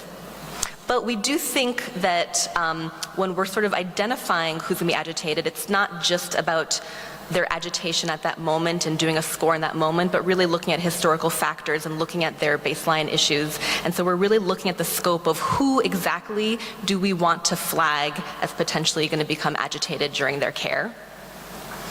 Most of our staff would like to use some validated agitation score, not only to identify, but then to sort of track them and monitor them throughout the stay. The same way that your pain scale can change over the course of your care, so your agitation level can change over time. Right now we have a lot of informal practices of how we're flagging patients. So a lot of it is just word of mouth on rounds. I'll kind of point to the patient and just let my colleague know, oh, by the way, this patient has been getting agitated, or in the past I treated him a week ago and they threatened me. So it's just been a lot of kind of word of mouth. Sometimes we'll write little progress notes, but that's very difficult because then we have to kind of comb through our electronic charts to find previous event notes. And so most of our staff would like some sort of a flag on our electronic medical record. Can I just see a show of hands, just because you guys I think are a little bit more ahead of us in starting this. Do you guys have electronic flags that exist so when you open a patient's chart it's very clear? And then do you guys have things like when you go to a patient room the same way you would have for a fall risk, where they'd have a wristband or a note on the outside the door so that anybody entering or interacting with that patient is aware? I see a couple of nods. And then a question of, once they're flagged, does that flag carry on? How long does it carry on for? And how are we managing all these patients? So for us, if somebody comes in and states they have suicidality, there's a very, very set process we do. If somebody says they're thinking about hurting themselves, no matter what the patient is, no matter anything else, there's a set of standards that we follow. And so we're discussing, for people who have been screened or flagged as potentially violent, do we want to manage them all the same, or do we want to manage it case by case, and how are we kind of deciding that? And then we ask them sort of which types of management options would you guys like, as far as doing environmental precautions like, undressing them, removing all personal belongings, looking, having specific rooms that don't have things that can be thrown around, that type of thing. So what sort of environmental things can we do to make caring for that patient and the environment more safe? How often should we be assessing their agitation? And then based on their score, what actions should we be taking? So this was brief, and again, part part of my reason for wanting to present this is that I understand that you guys are actually much further ahead of us, and so I can't stress enough that I would love to get feedback from you guys just as you see me in the conference, because I am in the process of creating this policy with my team for both our outpatient and inpatient departments, and I'd love to hear kind of what you've seen work, what doesn't work, and again, each area within the healthcare sector is so different, and so I primarily work in the ER, so it's harder for me to help develop policies in areas that I don't normally work in, such as the inpatient care or the clinics or pharmacy or other outpatient services. But that's kind of where the US is. We're a little bit more behind just developing active shooter trainings and really finally putting the burden on healthcare administration to start factoring in workplace violence into the policies so that our staff doesn't have to feel that it's normal to be threatened at work. Our staff shouldn't feel that it's normal to feel unsafe ever. And just to understand that our administration is sort of taking protective measures. And then the other part is just that our other patients often feel unsafe when they're seeing our staff get yelled at, even if they're not part of it. Just being in that, you're in a place of care, and to see that type of workplace violence happening on a daily basis is really going to be the opposite of providing good care. So thank you so much. I really appreciate you guys listening. And again, I know we have no time for questions, but more than questions, I would love to hear you guys' comments after this. Thank you. Thank you, Dr. Pia. It was a lovely presentation. And due to keep our time, I think if there's any available time later, we will take the question. By the way, I need to talk now because my presentation is the return of landslide, Die Another Day, and my name is Muhammad Alwi Abdul Rahman from Malaysia. I'm the emergency physician.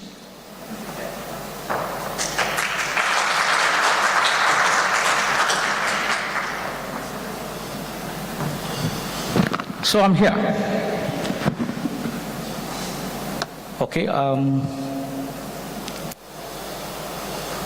ladies and gentlemen, my presentation is going to be about landslide. Malaysia is part of Southeast Asia, and we have lots of natural disaster.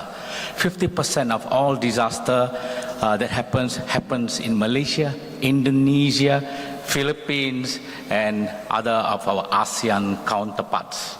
According to WHO, between 1998 to 2017, they estimated about 18,000 deaths related to landslide.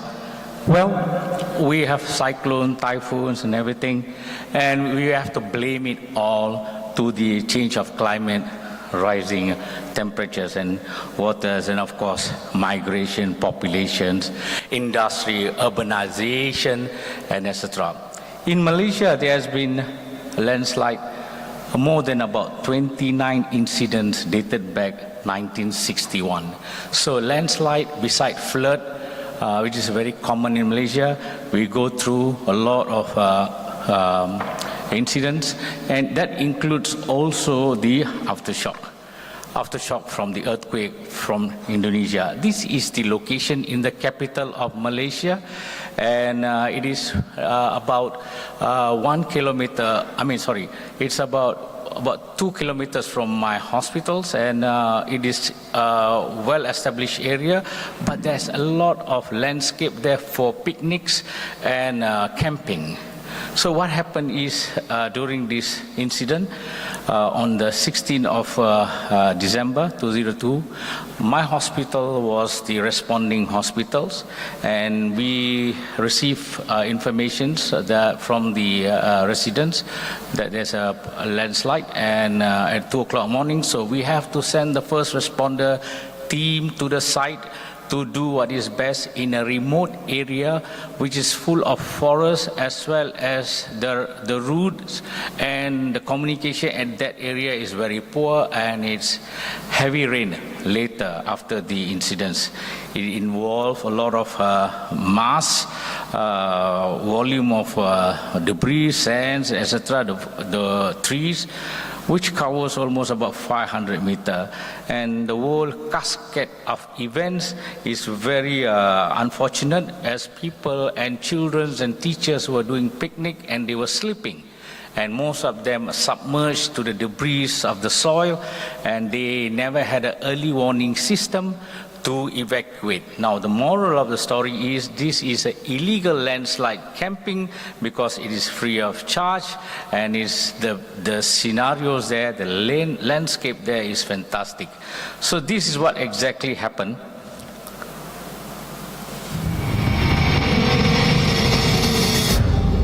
The first primary incident and the secondary incident. And it happened between the first and second incidents about gaps of 20 to 30 minutes. That is the first landslide where the camping was submerged by the debris, by the trees and sand, and subsequently the next one which sweep. You can see far right there is a car park and etc. and every of these things are involved. So I just want to share what exactly happened at that particular time. So I want to go in deep about the video you've seen before and after of the landslide and the impact towards the population or the tourists that having camping in that area. So this is the outcome of the incident itself. 37 dead bodies. Of course, there were almost about 92 people at the site camping overnight for the next few days. Beautiful landscape and good views. And when it happens, they were sleeping and they didn't have the early warning system, and they have to, in the remote night, they have to run for their life. And 31 dead, out of which children about 12, and including a baby. So what was the lesson learned from here is in a resource poor environment at that time, in a remote area, we need to do the best to save life. So we need to deploy a lot of technical teams, tracker dogs, search and rescue team, excavators, as well as ground penetrating radar to do the search and rescue. Malaysia have the INSARAG team, search and rescue team, and they were deployed within the first 2 hours after the call, after the incident, and it was scaled up accordingly. Thank God it happened in the urban area where everything was next to the services were in place, and of course we responded in a typical pitch dark night. The incident command was difficult because it's a remote area. Accessibility is very poor. Climate was not good. Heavy rain, and we are working in an area that we are not trained as part of the medical team. That is the hospital that is responding at the emergency department. So it is the issues of triage. How do you want to triage 96 people, say, at the pitch of the night time where there is a remote area? You have to go deep into the forest and with improper lighting at the initial stage, because the first responders at all organizations in Malaysia, even though they are equipped, but it is not prepared for such a extraordinary moment. So triage was very difficult, very situational. It has to be facilitated, and those who can run the green cases, we remove them and send it to the nearest police stations, where that was the only place, shelter, that we have to do the assessment and do the triage and retriage part of the casualties. We have polytrauma cases, and we treated at the incident site. We established the incident command post. We established the zoning of the system with the help of the police as well as the fire service, and all the hospitals at that moment were activated to receive cases according to the specialties of that hospitals. The chronology of event, of course, it went from day, night, and to days to more than 10 days. So we developed the critical incident stress among the rescuers. It disrupted the routines. We have to bring in more team. There are almost about 650 staffs on the ground zero, and first responders beginning to show sign of fatigue, sign of tiredness, illness, and most of them never took their medicine. So an establishment, observation-based, zoning was done, triage was continuous, and then we had a lot of communication between the hospitals, and we have to address the surge capacity, particularly to staff, space, systems, as well as supply. And then in a remote area with the weather disturbing you all the time, you need to do something. And of course, the SAR search and rescue team accommodated, and we also, as more teams come, burnout, etc., we have to replace not only staff, also the animals, the dogs and everything, because they were doing 24-hour search and rescue capabilities and capacity at that time. And we have to do the public health preventions, and we managed to screen them and then give them prophylaxis for malaria as well as leptospirosis. And then we have to handle the fatalities, the dead bodies, and how do you want to store them, evacuate them, body identification, recovery and disposal in a remote area was difficult, and the final fatality of that moment was about 92 total casualties, and a lot of survivors among them, family and friends, and we need to handle the dead. In most of the mortuaries were occupied, and then we had a lot of media interest, a lot of challenges, and related to capacity, capability, terrains. We had multi-agency coordination meeting. We have to work in a remote, confined area, in a wilderness medicine, and we have to go through the experience with the flood, and there is a lot of challenges at that time, communications within inter-agencies and as a partnership. And we had few pitfalls, we had difficult challenges in communication, both inter and intra communication, accessibilities of big, large trucks, both military and non-military, ambulance. We're working in unpredictable nature of the site with wild animals, dogs and etc., that we have to be very careful, insects too, and of course with storage, logistic, supply chain management disturbed, and poor network. Ladies and gentlemen, that is the Malaysian experience on natural disaster, and now currently we are preparing for massive flood. With that, thank you very much. Thank you very much, Doctor, for this very interesting talk, and we give the microphone to the next speaker, Karen Koenig.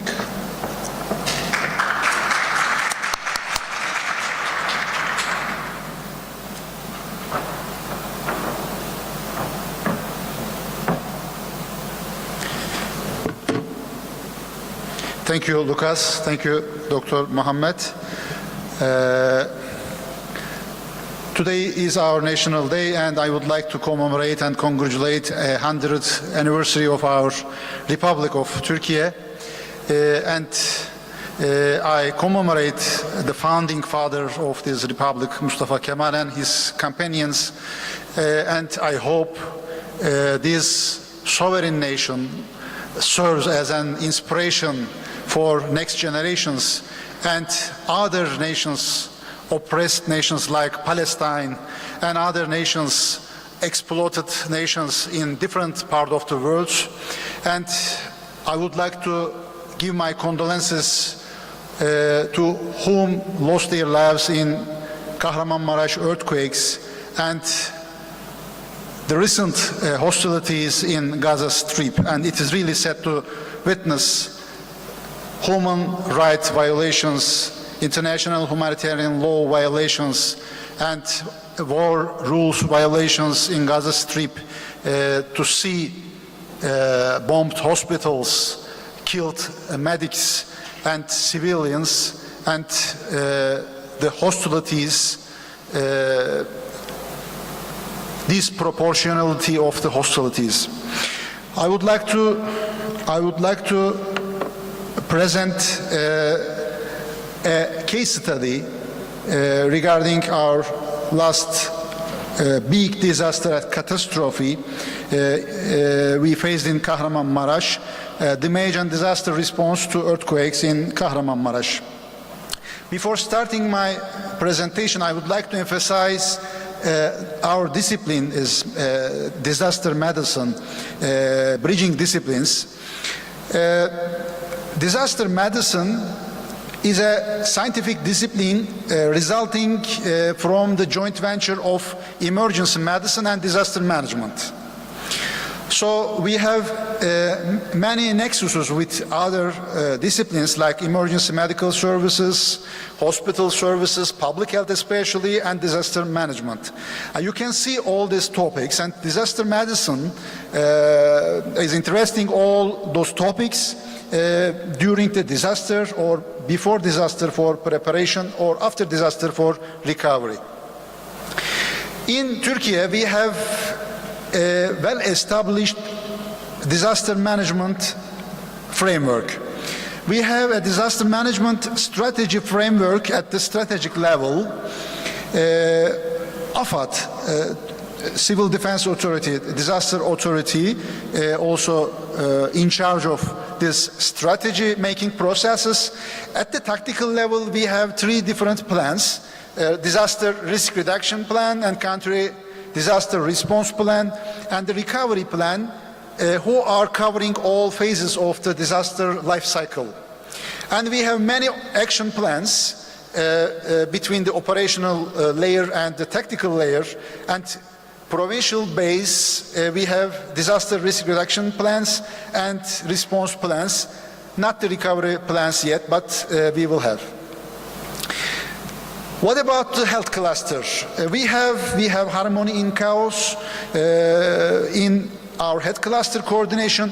We have SACOM, Healthcare Coordination Command and Coordination Center in Ministry of Health in the Ankara headquarters. So under the SACOM, we have provincial level SACOMs, command and control centers, and we have rural mobile health teams, emergency service at the scan. We have teams, we have EMT 1, 2, 3 types of mobile hospitals, field health screenings, mobile healthcare services, emergency response units, ERUs, disaster camp family medicine units, many services during the disaster our system is providing. At the field level, we have a call center who are recording all calls and orchestrating operations among other institutions like security forces, like army, like other ministries and civil societies and national societies like Kızılay, Turkish Red Crescent Society. As my colleague Feridun mentioned that we are living on a very active earthquake fault. So this is our earthquake hazard map of the Turkey is updated, and you can see the danger map, the hazard map of Turkey. We need to change our mindset for urbanization and the settlement. Because of many neglection, we faced this big size catastrophe. So it was not usual earthquakes. On the same day, we faced 3 great earthquakes with magnitudes of 7.7, 7.6, and 6.5. After those big size earthquakes, 50,000 aftershocks have been occurred, and if we compare with other earthquakes or the man-made disasters like Hiroshima, this was 2,000 times bigger than the Hiroshima in Kahramanmaraş. So after math in numbers, death toll reached 60,000, including the casualties inside Syria. So we have been shaken by same tremor. You can see on the map from Lebanon, from Egypt to Syria, from Iraq to some Caucasian part of the world. So almost 60,000 people lost their lives, and 122,000 people injured, and almost in Turkey almost 1 million independent units demolished or heavily damaged after this earthquake, and estimation of the damage almost more than 100 billion US dollar in Turkey and 15 billion US dollar in Syria. As for the magnitude, yes, we can compare with others, but because of the fault lengths and the depths and the habits of the earthquake, the damage bigger than other same earthquakes. So the total fault length was 500 kilometers, and it was just 7 kilometers close to surface. So it created a huge damage and destruction. So we can compare the total affected areas, 11 provinces, with other countries. This area bigger than many countries. If you compare the population, this population is higher than many countries. So it was really difficult to manage all this catastrophe and the chaos during the disaster. So many personnel and staff from different institutions deployed to the affected areas, and almost 650,000 staff have been worked so far in affected area.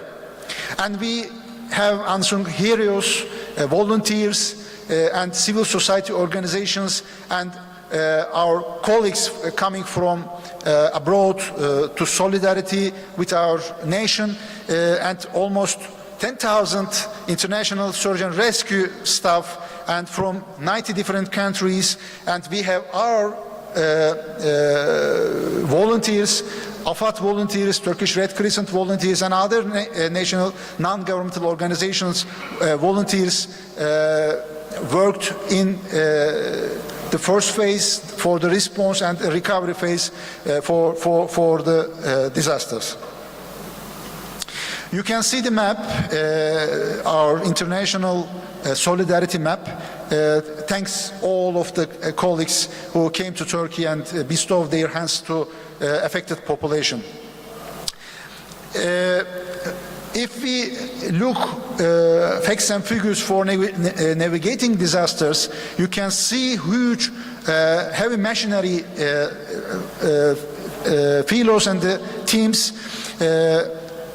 Just for the sample, medical evacuations, personnel transport, material transport, and firefighting activities have been conducted by aircraft, and almost 17,000 sorties did the aircrafts.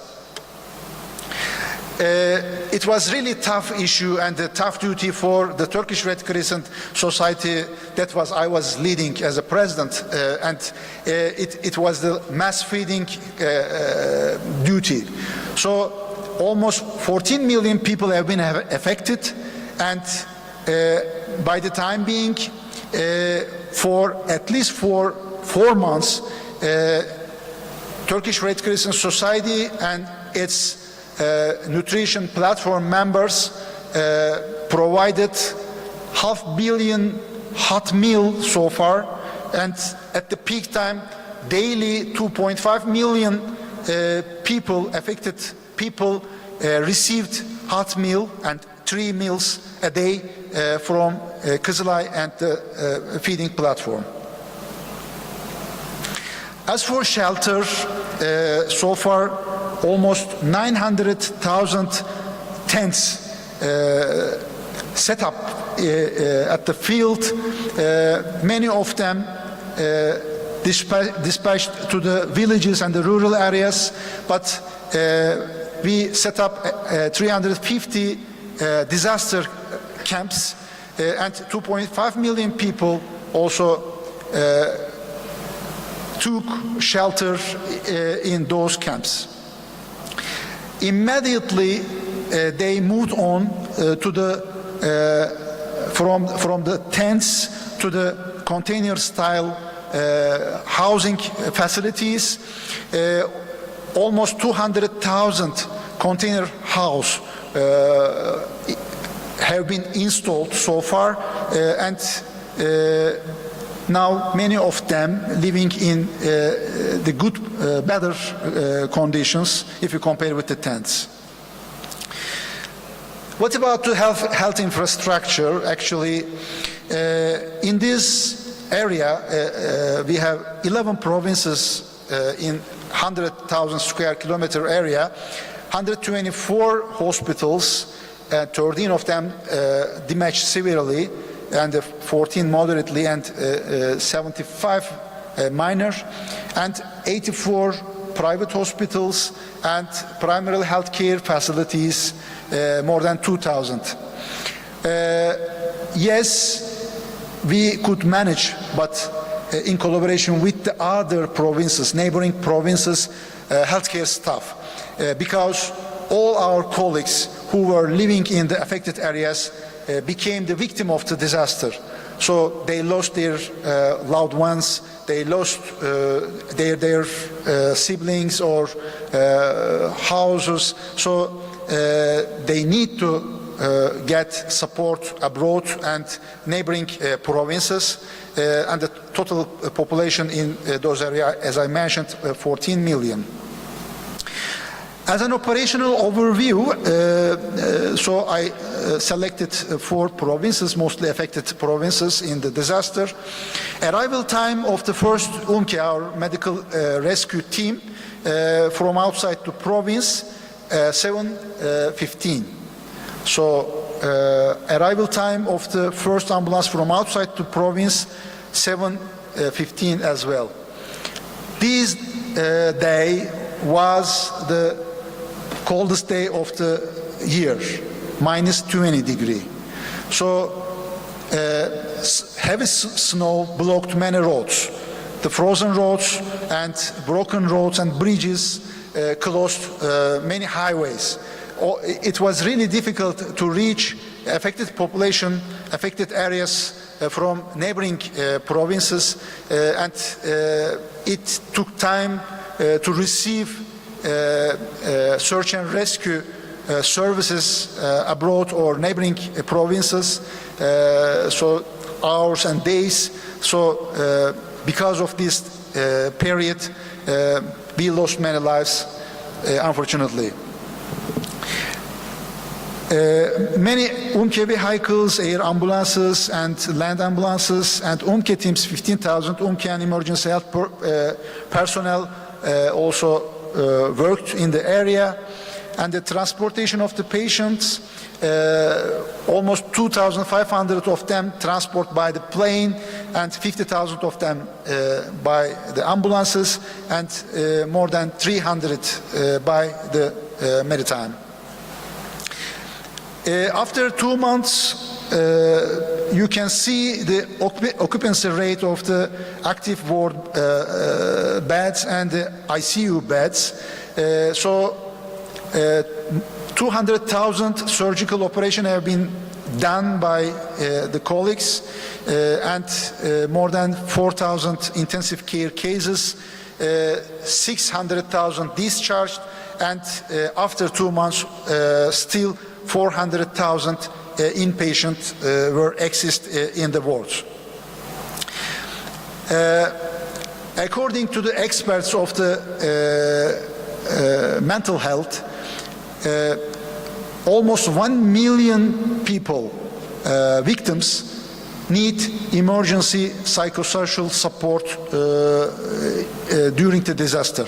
So you can see the activities of the Minister of Health, psychiatrists, psychologists, and Minister of Family in charge of psychosocial support, and Turkish Red Crescent Society and other NGOs as a member of this platform provided 2.5 million PSS sessions to the affected community. As for the water, sanitation and hygiene, all infrastructure, all utility infrastructure have been affected.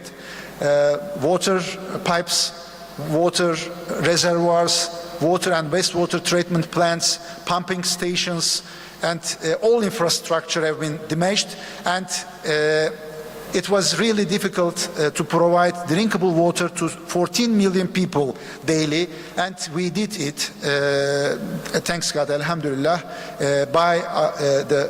in collaboration with the private sector and other water directorates of the municipalities and the civil society organizations and the individuals. They carried the bottles of the waters to the affected people, and we didn't see any outbreaks and infection diseases, waterborne diseases during the disaster.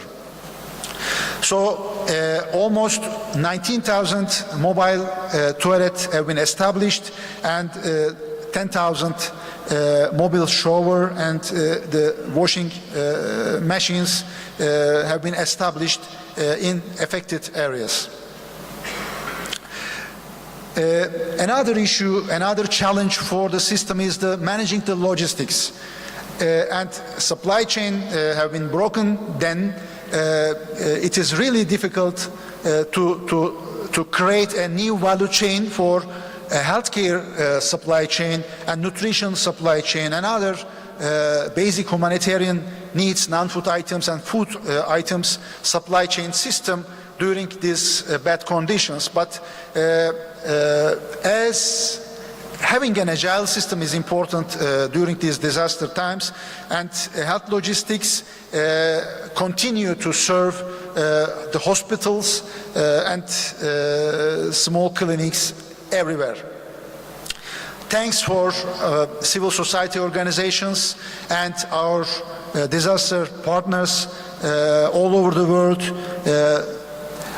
like Brother Mohammed from the Malaysia Red Crescent Society. He is in charge of disaster department, our colleague, and they bestow their hands to Turkey and Syria as well. And you can see on the screen and the many NGOs, International Red Cross and Red Crescent Movement, and UN agencies who implement their projects and activities in the affected areas. I thank you very much.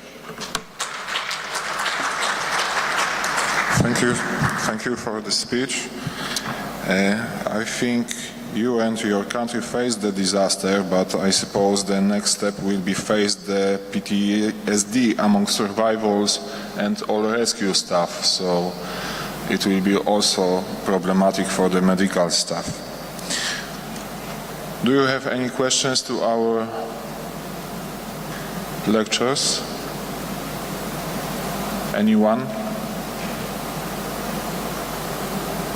I know that you are tired and you want to go to lunch, but maybe I have a question, and maybe this question will go to the Dr. Mustafa, because you talked about that preparing to disaster, and I have a question from the education field, because we know that we can train disaster medicine, emergency medicine, but when we're talking about disaster medicine, I'm curious when we should perform such as trainings in the undergraduate or postgraduate level, and with what frequency we should do it.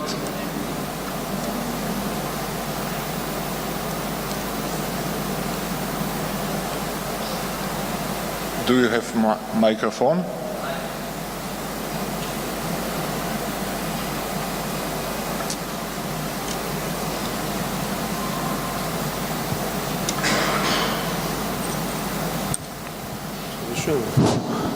Could you get closer to the microphone? I need to repeat again, please, your question.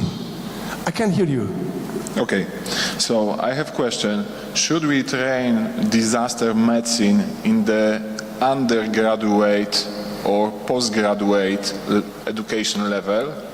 I mean that during them, for example, medical studies, or when someone finalizes her medical studies and it's physician. So at which level we should train disaster medicine according to your knowledge and your experience? Thank you. It's a very important point. I heard that maybe Pierre know better than me. In the U.S., is disaster medicine is getting subspecialty in the emergency medicine. It must be, because the future, there's lots of disaster waiting for us. And the overwhelming of the emergency medicine is only handle these type of problems. Briefly, disaster medicine should be subspecialty for the emergency medicine. I believe that. And with what frequency we should return the courses, for example? Because according to, for example, resuscitation, we know that every, for example, 3 months we should go to the simulation center and train the chest compression. But I know that disaster medicine is totally different, and in which frequency, 1 per year or 2 per year, you should think those courses, those trainings should be continue? I think that only the course is not enough for the handling this issue. As you see, that's in the picture, is wars and lots of problems waiting for us. At least 2 years subspecialty training, because in the scene, in the collapsed building, for example, when we're talking about the earthquakes, we should get close. And nobody can do the emergency physician's capacity, pseudoanaesthesia, for example, and also nerve blocks. As I mentioned you during my presentation, you are talking with the victims of the earthquake, still alive, but trapped. Maybe needs 1 week to take it out to all the collapsed building. You need to pull out this patient as much as you can, and you need to give IV infusion, pseudoanaesthetic medications, nerve blocks, and amputation. I saw that even in the orthopedic surgeon. I have respect the other specialties, but they hesitate to do this. You know, these are not looks like an operating theater conditions. Everywhere, just dust everywhere. Full of the dirty waters, green waters, dark waters, totally collapsed building. It's a very interesting issue. And there's a lot of challenging also waiting for us, and we should need at least 2 years subspecialty training. It's not in only handling with the courses, I believe that. Okay, thank you so much. You're welcome. Yeah, Dr. Karim, you want to say something, yeah?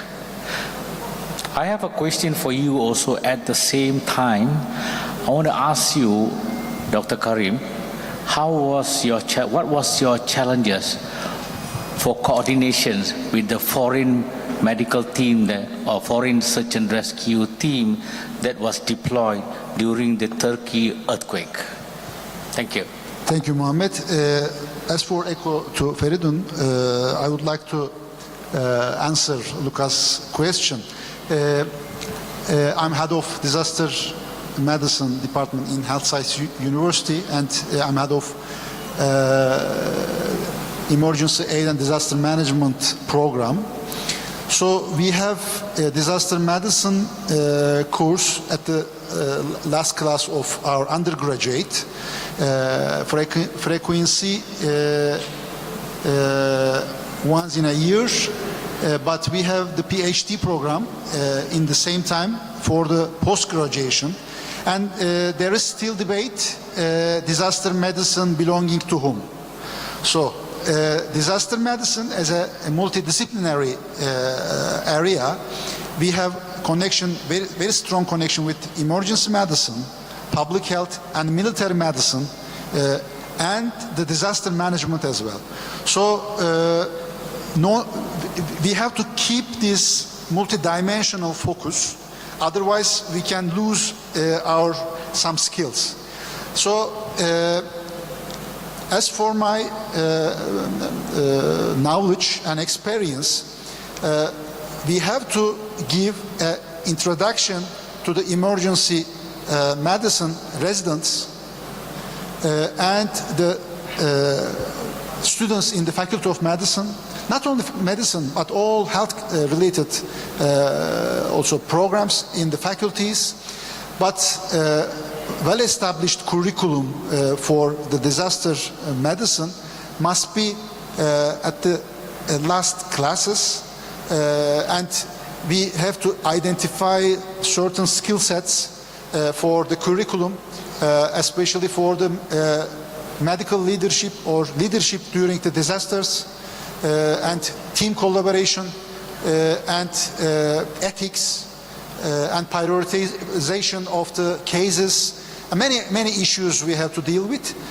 So we need a certain experience and the skills. So the late classes and for the for the post graduation as well.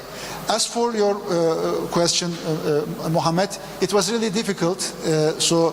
10,000 search and rescue staff in the same days, within 3 days, from land, Iran or Iraq or Caucasia or the Western Europe part, or by plane, by ship. So we received then all of our colleagues in our accommodation areas. We recorded them, and according to our national disaster response plan, AFAD identified the gaps in terms of the search and rescue teams. So they dispatched all our colleagues. Turkish Red Crescent Society deal with the Red Cross and Red Crescent partners, and AFAD, Turkish Disaster Authority, deal with the states and the official departments, and we, as well as we try to manage the NGOs, and UN immediately set up the OCHA office in Turkey. Then OCHA set up their clusters. Then each leading agency of the clusters lead their own clusters from the UN agencies. So well organized, and it was difficult, but I believe we did it. Thank you. Excellent. I think part of the Malaysian search and rescue team were there, and we were also coordinating well, and as well as the Malaysian Red Crescent Society. Now, thank you, sir. I'd like to ask Dr. Pia.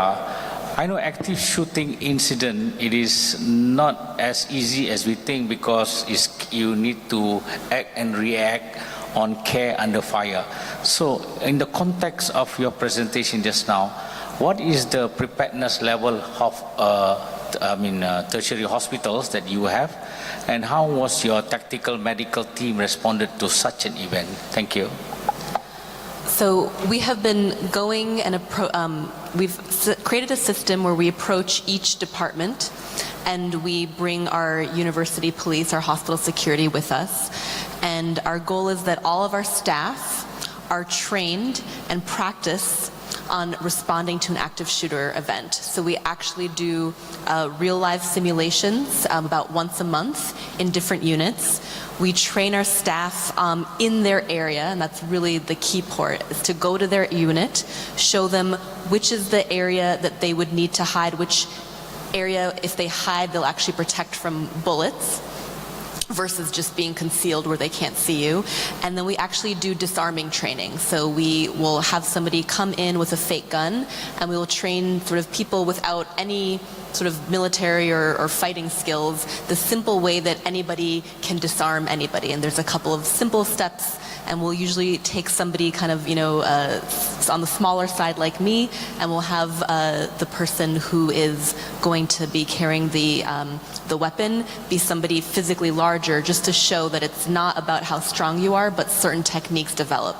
So about once a month, we do different units, and we actually make sure our staff practice hiding and actually disarming an active shooter, so that they at least have the tools in their muscle memory of how to do it. And the idea is that we hit each unit, each staff once a year. That's the training program we developed. We started it last year, and so far it's been really well received. And it's also a skill, it's a life skill that our staff then takes into their daily lives, because these skills, they could be applied anywhere, even outside a hospital. Thank you so much.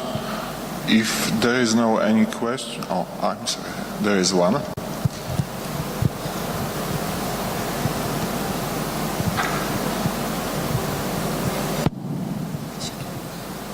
I have two questions, one for Dr. Mustafa Çelikmen. We know you're very active internationally, and thank you for your effort in earthquakes. I wonder if you think it would be beneficial or it would be efficient to add disaster medicine knowledge to the curriculums, to medical curriculums actually. Thank you. Here I.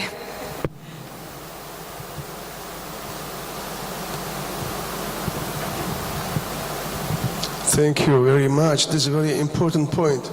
Definitely, disaster medicine, especially the developing countries that they are living under, like us, disaster every landslides, earthquakes, floods. 2023 years, we saw all of them. We should get prepared, especially the healthcare workers, medical doctors, paramedics, nurses, they should get prepared. They get ready for this type of problems. Otherwise, after that, I mean, we should get ready for the risk management instead of crisis management. After the crisis happened, we are losing the game. But if you get prepared with the knowledge of the disaster medicine, thank you for this question. This is the definitely should insert the medical education to the curriculum of the medical faculties. Thank you for the question.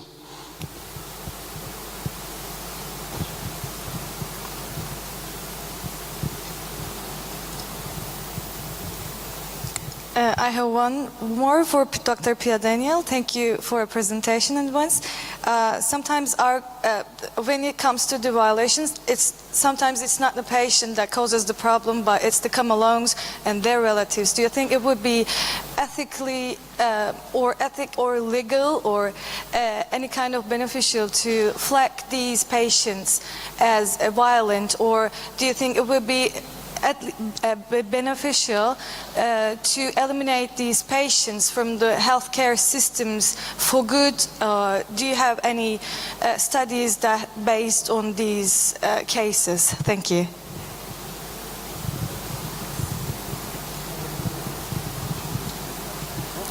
Yeah, that's a great question, and it was brought up at our planning meetings. The issue is that it's not just patients that are the issue. Often family members, I've been meeting with a lot of the pediatric department leadership, it's the parents.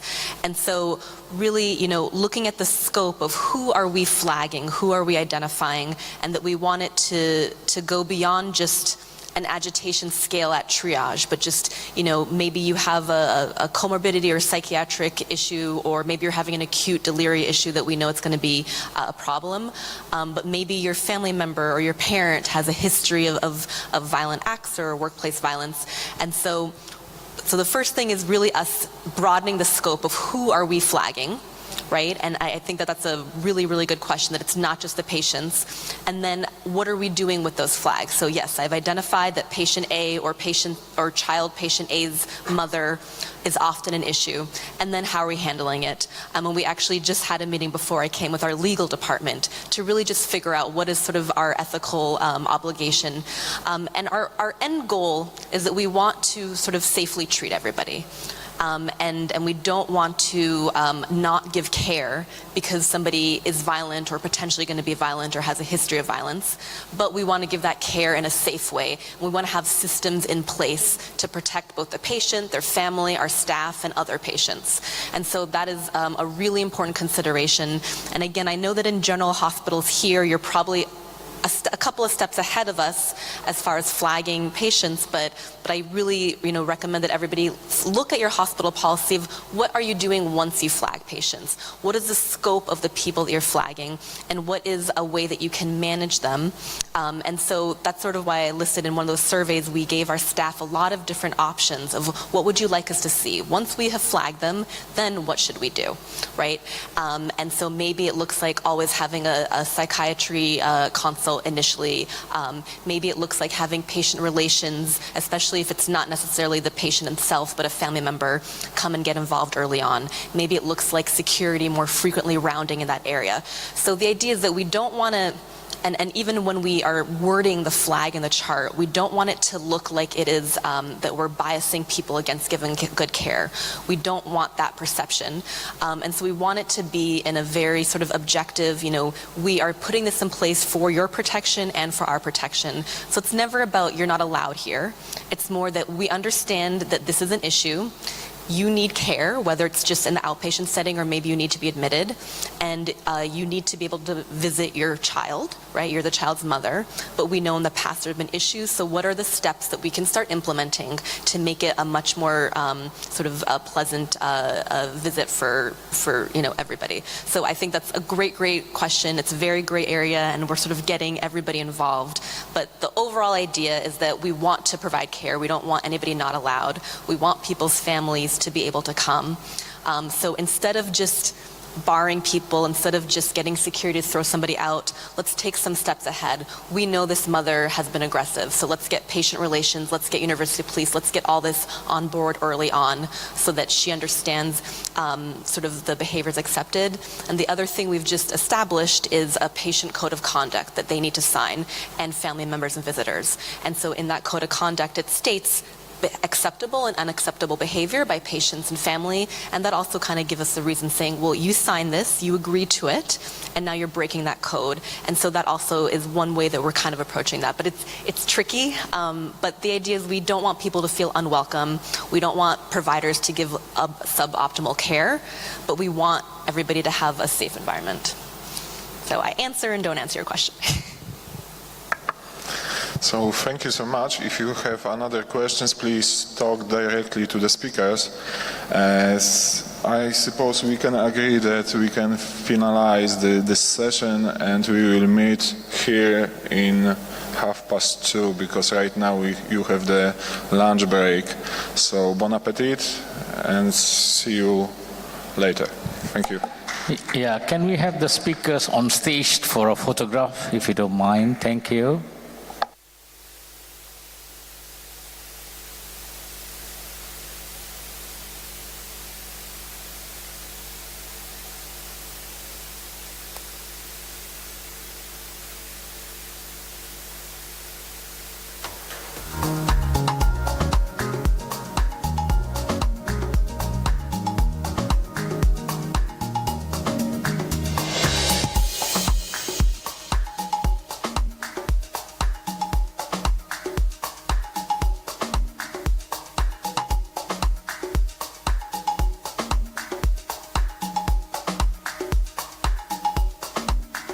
A significant burden, getting financial and other penalties for missing deadlines, and essentially diverting staff from patient care.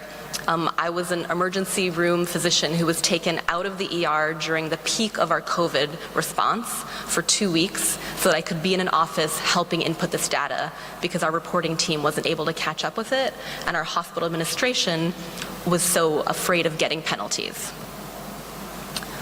And then when you look at the resources of a facility like ours, where we're sort of independent, don't have a lot of shared resources in the city, and then you compare it with a large network hospital where there's 11 different hospitals across New York City, just looking at the difference in the resources, right? The large network hospital, they had a specific non-clinical 50-person team that could do this reporting. They had a centralized process. It was all automated, automatic updates. Everybody had universal access to it. So the burden for that group was very small on the clinical staff. And then you compare it to the resources that our hospital has, right? We have no dedicated analytic team. The process of getting reporting essentially was decentralized across 17 different clinical departments. There was no centralized place that we could even share information. And a lot of the information was not able to get automatic from our electronic medical record. We had to get it manually. And so it ended up looking like using clinical staff.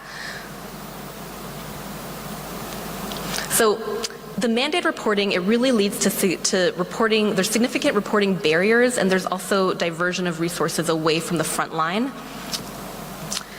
And when you look at the questions they were asking, when you look at the different agencies, there was so much redundancy.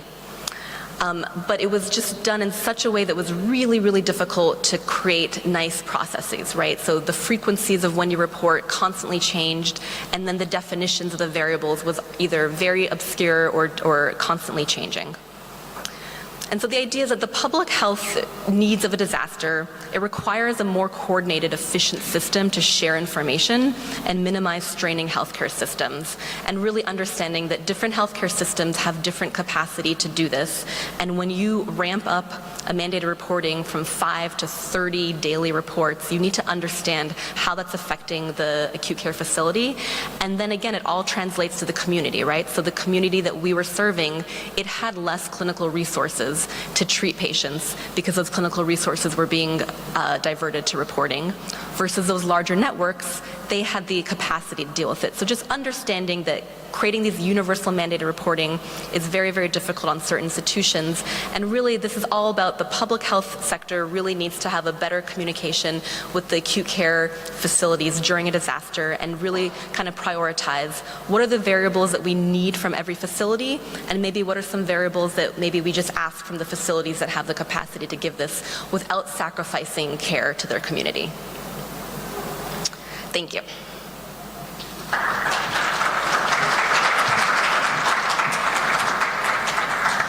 Bravo, Doctora. I can't believe you did that in 10 minutes. Any questions for Dr. Appiah? She deserves that. Thank you, Dr. Appiah. Our next speaker is Dr. Muzaffar Ahmed. Let me see. Dr. Ahmed, are you here? No, Dr. Ahmed? Okay, so I guess now you introduce me. All right.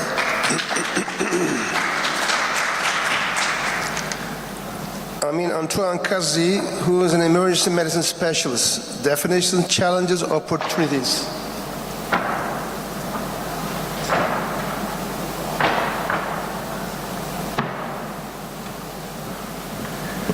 First of all, thank you for having me at WASAM and in Turkey. It's always a pleasure to come and see my colleagues, and to be so proud of Turkey who has been able to develop emergency medicine faster and more in a more advanced way than many nations in the world. Bravo. Today, I was supposed originally to talk about some type of challenges and something. But I decided to change the topic to something that's more relevant, because I just came from training more than 1,000 physicians and nurses in Lebanon. On Thursday, the Ministry of Health, the Lebanese Order of Physicians, our National Association of Doctors, as well as the MSF, ISF, ICRC, come together to start preparing our physicians in Lebanon for, God forbid, what may be full-scale war. And of course, not only a full-scale war, but possibly whatever other type of internal strife and civil wars we may have in our own country, especially if the crisis lasts longer. Our country has been devastated by a major financial crisis with a nearly total collapse of what we have had before. So we are particularly vulnerable right now in terms of having the resources to withstand an increase in need of resources. So as president of the Lebanese Society and as founding chairman and founding leader within the specialty in Lebanon in terms of developing emergency medicine as a specialty and working with other colleagues to develop the whole healthcare system, we started heavy training in war casualty and ED management of mass casualty incidents. They all come together. There are many aspects of them that go all the way from the field before you get to the mobile unit, and from there all the way to the hospitals in the pre-hospital system. And then there is a whole world of emergency department management skills that we developed at the American University of Beirut into an actual set of lessons and principles, which I would like to share with you today.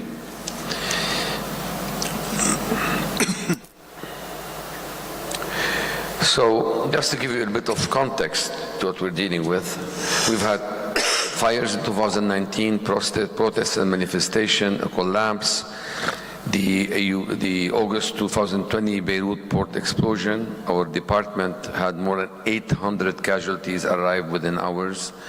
We had to take care of these 800 patients, including more than 20 that died and more than 80 that were admitted.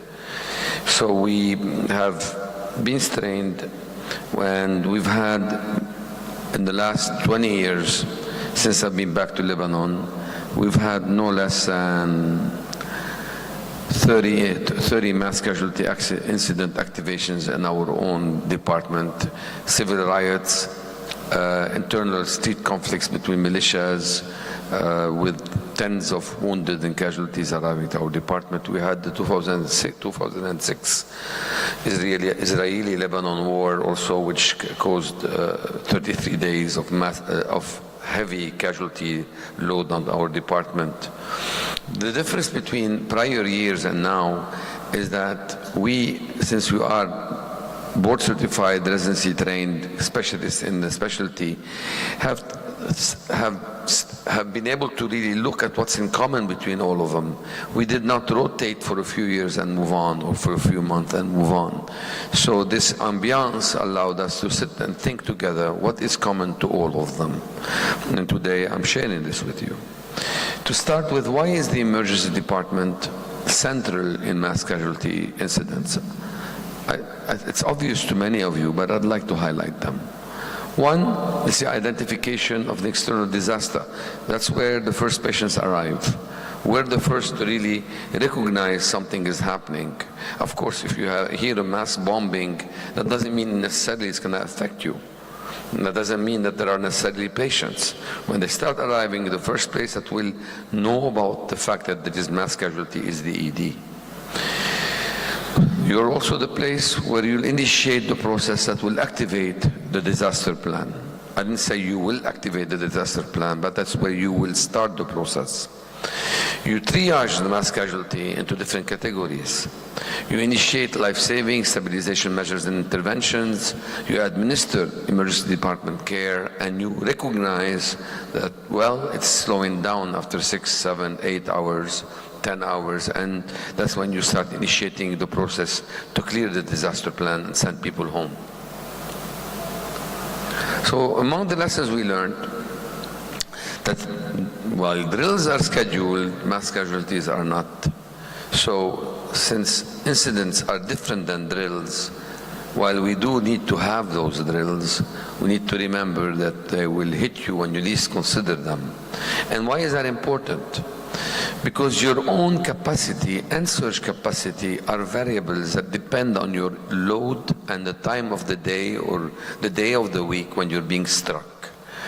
So what is a mass casualty incident also for your own ED may not be a mass casualty for another. So in a sense, if you have one doctor in any emergency department, you have one doctor, 2 nurses on duty, and they receive 5 patients, 10 patients, to them that's mass casualty. In my department, where in the afternoon we may have 5 faculty, 15 residents, another 10 students, 20 nurses, 10 patients are not a big deal for us. We can handle them. We'll get busy, but we'll handle them. We don't need to activate. So the load depends on your own capacity and your